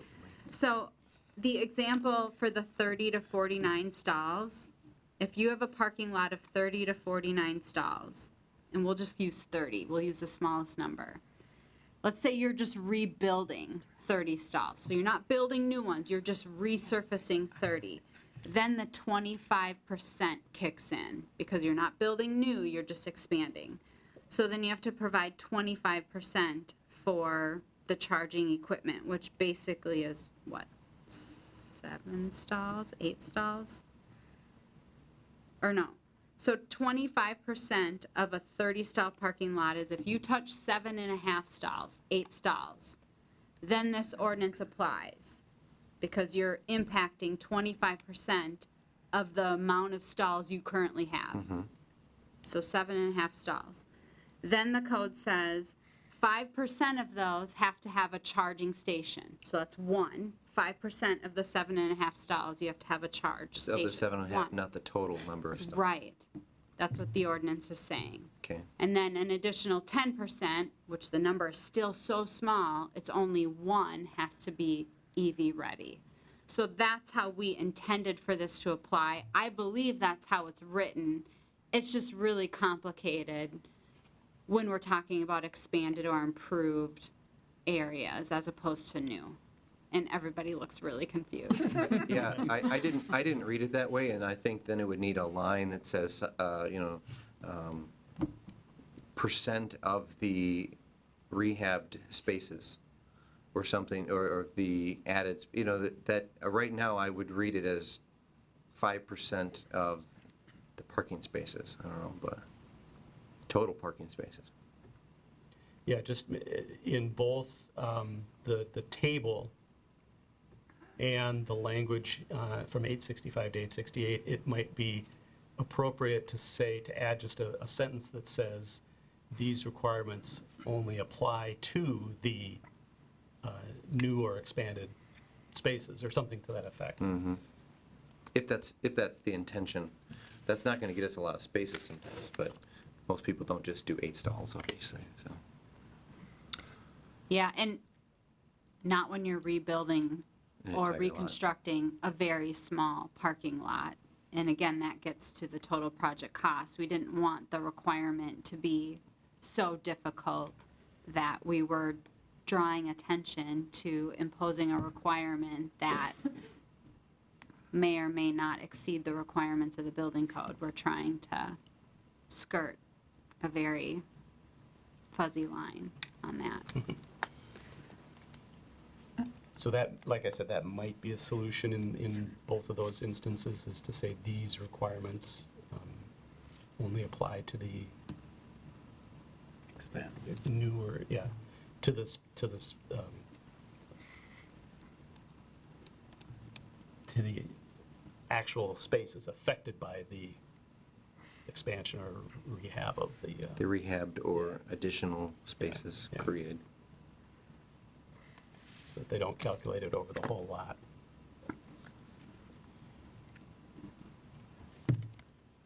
Councilmember Strong. I just wanted to clarify, so all of these changes around the EV charging station or EV ready are specifically around the dwellings and not about a shopping center or anything like that, nothing like that. Non-residential land uses. Yeah, no, they will apply to non-residential land uses, so commercial and industrial areas and multiple family. They do not apply to residential units of 1 to 4, because generally speaking. Right, multi-family. I was just thinking about the recent renovation of the humongous Cub parking lot at Harmar and how that might have impacted, because they had existing kind of, but it was not very, but they recently redeveloped the whole parking lot. So I was just curious to know how that would have impacted them if they would have had to take on any additional charging. That's unrelated. I mean, I was just kind of like thinking, how would that work? Would have affected them a lot. Yep. That would have been a big one. Yeah, because they have, probably 100 spots. Easily, yeah. Their non-residential land use of more than 29 parking stalls, so this ordinance would have applied to them if it were in place. And if it was, if it was between 30 and 49 spaces, which I don't think they are, No. it would have been 2, but above 50, it would have been 5%. Yeah. Yep. Yeah. With chargers, yep, and an additional 10% for readiness. Councilman Brad? Another thing for us to consider, and I think Janice had a great point earlier when I spoke with her, is it was just in the newspaper this weekend about Xcel Energy putting out EV chargers everywhere, is that approximately 80% of all charging happens in homes. And right now, some of these requirements are different for residential versus non-residential. Some of them are the same.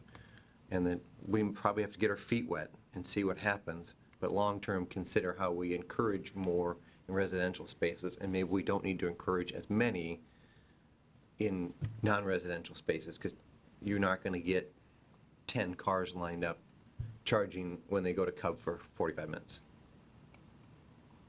Right? That's not how EV charging is working very much right now. Or maybe it will in the future. But anyway, just something to think about as we mature into this.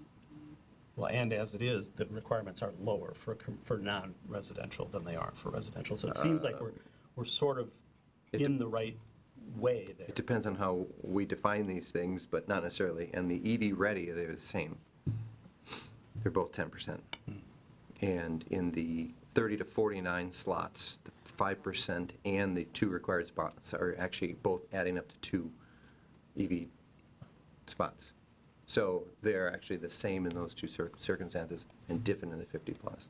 It's something for us to be aware of. I think we have to get our feet wet. I think you had a really good point about that.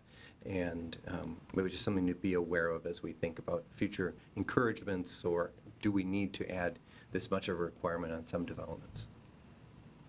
Once again, could be a variance process. Well, we're going to hit a 5% cap in some of these, so probably. But. Great. Anything else from the council? Do we need this to come back with some of the updated language, or have we crafted language this evening that gets us where we want to be? I would like to see this part clarified.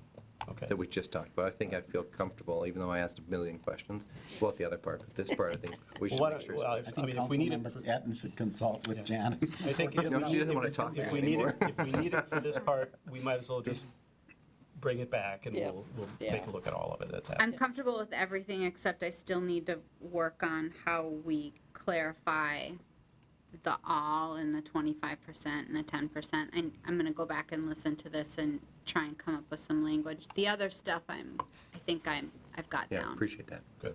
And I don't mind having the conversation. All right. All right. Very good. Anything else on this, or are we ready to move to our next items? Let's go All right. Thank you, staff, once again, Thank for all you. the work on this in the commission. Next on our agenda, then, I have to get back to the agenda, is the Oh, yeah, the addition. 7E, the consider sending letters of support on behalf of NYS for federal funding requests. I'll just quickly turn it over to Mr. Trudgeon to introduce this item. Yes, thank you, Mr. Mayor. Late last week, we were contacted by NYFS. They are looking to request some federal dollars through the U.S. Senator's Klobuchar's office and Tina Smith's office. There's a deadline coming up later this week here. The request would be around the infrastructure of their building, their HVAC. As you know, that they own the building, and the president and CEO was here last couple meetings ago. She mentioned that there was some challenges with the building, and so they're looking for some direct appropriation of about $1 million, is my understanding, for a request. And they're asking for a letter of support from the agencies that fund their operations. So we have a draft letter in front of you tonight for your consideration, and we wanted to make sure the council would agree with this before the mayor puts a signature on, and I follow up with NYFS and send them the letter. So that's the topic. Great. Questions from the staff, council for staff at this point? Nope. Is there a motion from the council? So moved. Second. All right, I like it. Moved by Councilmember Schroeder, seconded by Councilmember Bratton, to authorize sending those letters of support on behalf of NYFS. Any discussion on the motion? Nope. Hearing none. All those in favor signify by saying aye. Aye. Opposed? That passes unanimously. And just for those watching at home, we didn't offer public comment because as far as I can tell, there isn't anybody from the public here at this point. Next on our agenda, we have a discussion about process related to the commission appointments upcoming. And I think staff wanted some clarification from the council about how to proceed, especially with the reappointment aspect of it. I don't know, Mr. Trudgeon, if you've got anything by way of introduction. Yeah, so just real briefly, as you know, in the next couple nights, you'll be interviewing, we're looking to bring back on the 13th for the appointments and reappointments, I suppose you could say as well, for commission members. In the past, with new applicants, the council always shared their thoughts on their top candidates, 2 to 3, depending on how many vacancies there were. Wondering, if the council wants to have that process separate than the reappointment process. In other words, do you want to mix all the reappointments into that chart, or do you want to consider the reappointments as a separate action? And if everybody's appointed, great. If some people aren't appointed, then you would have 1 or 2 more vacancies, whatever you decided, to consider and to refer back to the rankings. So I raise that as a question. The other thing is seeking permission to continue outreach to get more candidates for both the Finance Commission and the HRIC. Our policy says we should have double the amount of candidates, and we're short in both cases, the Finance Commission and the HRIC. Extend that for another 2 weeks, 30 days, and so that process would be continuing ongoing. You would have to come back and do some additional interviews, and then obviously additional appointments. So those would be the 2 items. Just want clarification on.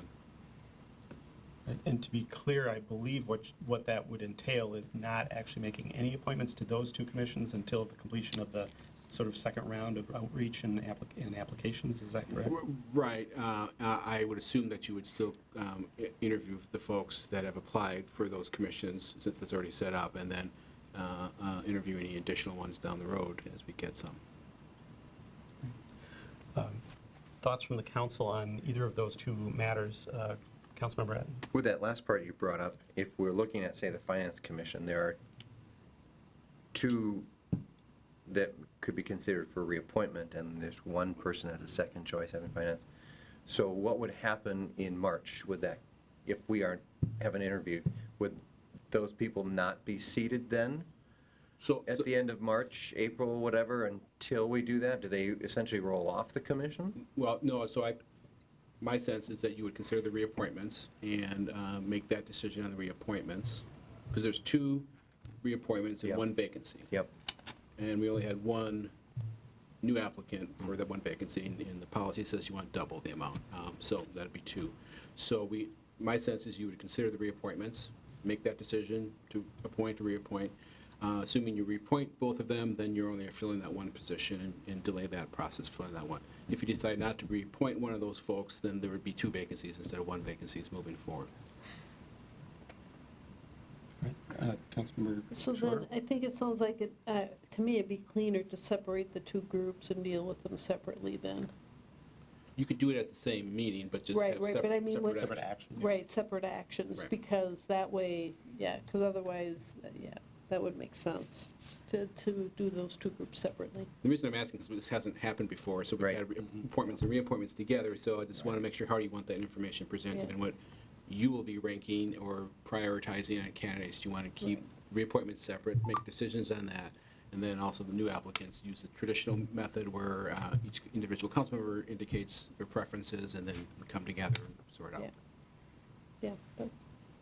Does that make sense to do it that way? I would where prefer separating them, and we're going to create a lot of bigger issues. So we're when we get finished with the interviews, we do our report back to our communication back to staff of each council member's preferences for a commission. We're really just talking about the new applicants in that regard. Those will be tallied. That information will be available and available to us to use for the known vacancies and potentially any vacancies that arise out of the reappointment decisions, if that's... Right. And we just bring back the reappointments. Here's a slate of candidates. What do you want to do? And the council can have the conversation about those reappointments. So take care of the reappointment question First.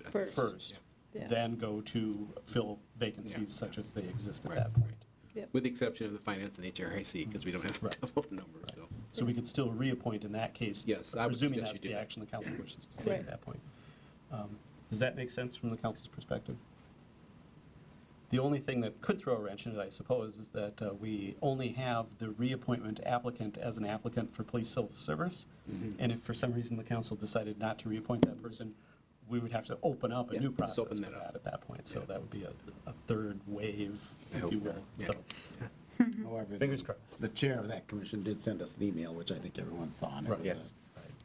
Not to say anything's a foregone conclusion, we've got a process in place here. So, okay, so we'll do the interviews the next 2 nights. We'll provide the feedback, and it'll have to be this week or before Monday's meeting, certainly, or on the new applicants, as we typically do, in a number anywhere from 1 to double the number of applicants, or number of vacancies as they exist now, depending on how council members prefer to do it. That'll all be tallied up for our meeting on next week. All right. Council, staff has their direction. Then we've got, moving on, approval of city council minutes. We've got our minutes of February 13th council meeting. We had a chance to provide input to staff on those, and adjustments were made. There's been a draft provided to the council at this point. Is there any, or are there any other changes or corrections needed at this point, or a motion to approve as presented? So moved to approve. Second. Been moved by Councilmember Schroeder, seconded by Councilmember Graff to approve as presented. These are the minutes of February 13 once again. Any discussion on the motion? No. Hearing none, all those in favor signify by saying aye. Aye. Opposed? That passes unanimously. Those minutes are approved. Mr. Trudgeon, consent agenda. Can you run through those items? Yes, thank you, Mr. Mayor and members of the council. Item 10A approves payments in the amount of $271,744.69. Item 10B approves a temporary liquor license to Bent Brewstillery for an event on May 27th, 2023. This action also grants a THC products license for Bent Brewstillery. This issuance will be the 5th THC license granted of the 8 THC licenses maximum allowed under city code. Item 10C approves expenditures for the installation of a permanent wall between engineering and the lease space of Metro INET in the lower level of City Hall. The city went out seeking bids and received only one quote from Braun Build Corporation. Given the scarcity of contractors willing to do the job and continued high costs of construction contractors and the material, staff feels this is a fair price. Item 10D approves entering into a contract with LHB for planning and design of the new park at 2381 County Road B, created by the Midland Legacy Estates Development in the amount of $28,900. Funds from the Park Dedication Fund will pay for this work. You may be familiar with LHB. They did the park master plan as well as some other playground designs, so they're very familiar with our process and our program, and we'll continue to look as we move into the future, making sure that we do check those prices and look at other firms as we move forward with park planning as well as other items. Item 10E approves entered into a memorandum of understanding with Metro INET to provide internet services to the Ramsey County Library System. And in order for the Ramsey County Library System to receive funds from the federal government, the service must be provided by a local governmental unit. This agreement, therefore, is necessary to continue to provide the library system with internet services. Metro INET is in the process of being recognized, quote, as a local unit of government by the funding agency. So in the future, Metro INET will be able to directly contract with the Ramsey County Library System. This is one of those legacies left over from decoupling, so there's just some loose ends we needed to tie up with that.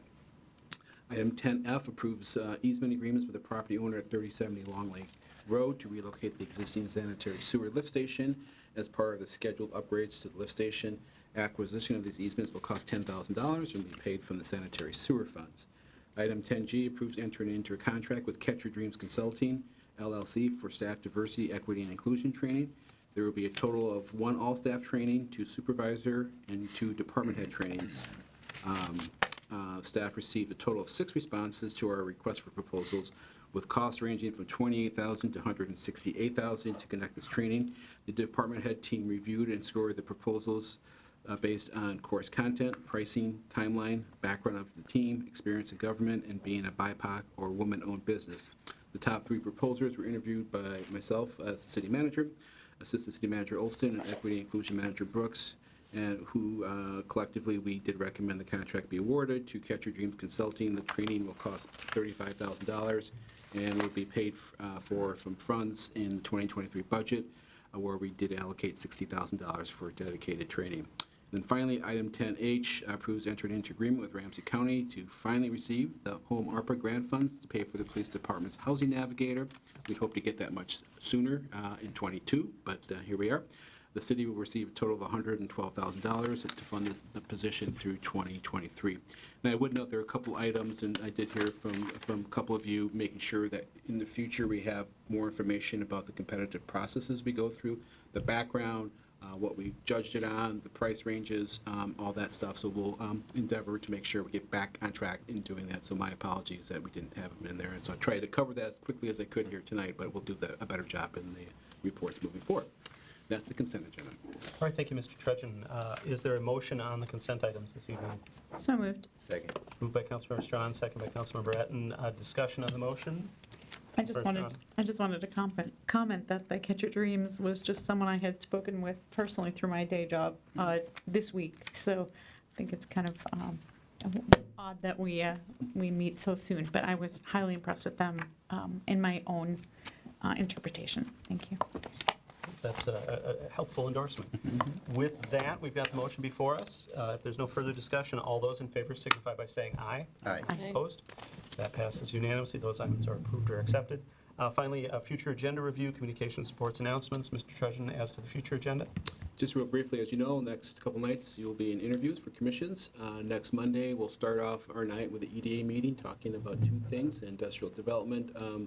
Broker will come and talk about the industrial market and also discuss the small business micro grant program. In the regular meeting, we'll receive the excess cash reserve report, consider massage therapy code amendments, and consider the commission appointments and reappointments that we just discussed. And the 20th, we do have Brahma Vista's final plat. We're not sure if that's going to actually be coming forward at that date. So that's just a holding date for that. We will receive a fire department presentation about advanced life support and their work towards that, and then also consider awarding the ARPA grant funds to nonprofits. Those are the main highlights for those meetings coming up. All right, thank you, Mr. Trudgeon. Questions on the future agenda from council members? Other reports, announcements, communications, or future agenda items? Councilmember Groff. Just to report, I went to the 4-hour first session of the Rice Creek Watershed District presentation, and it's more of a planning process where they're doing 2 meetings, 4 hours each, and the first one was where we are in all the different communities that are in that watershed district, which is quite large. It covers way up to North Oaks and in a horseshoe sort of. And the next part will be any improvements we want to make. So if you have any thoughts on that watershed district and you want to pass them along to me, I could bring them to the next one. It's the typical one where you're putting up Post-it notes and all discussing it and doing a plan. So they're promising to take that back to the district representatives and work on improving. All right, thank you. Other reports, announcements, communications, future agenda items? Otherwise, the only other item on our agenda this evening is a motion to adjourn. So moved. Second. It's been moved by Councilmember Strawn, second by Councilmember Schroeder to adjourn. There is no discussion on a motion to adjourn. All those in favor signify by saying aye. Aye. Opposed? That passes unanimously, and we are adjourned at 9:40 p.m. Thanks, everyone.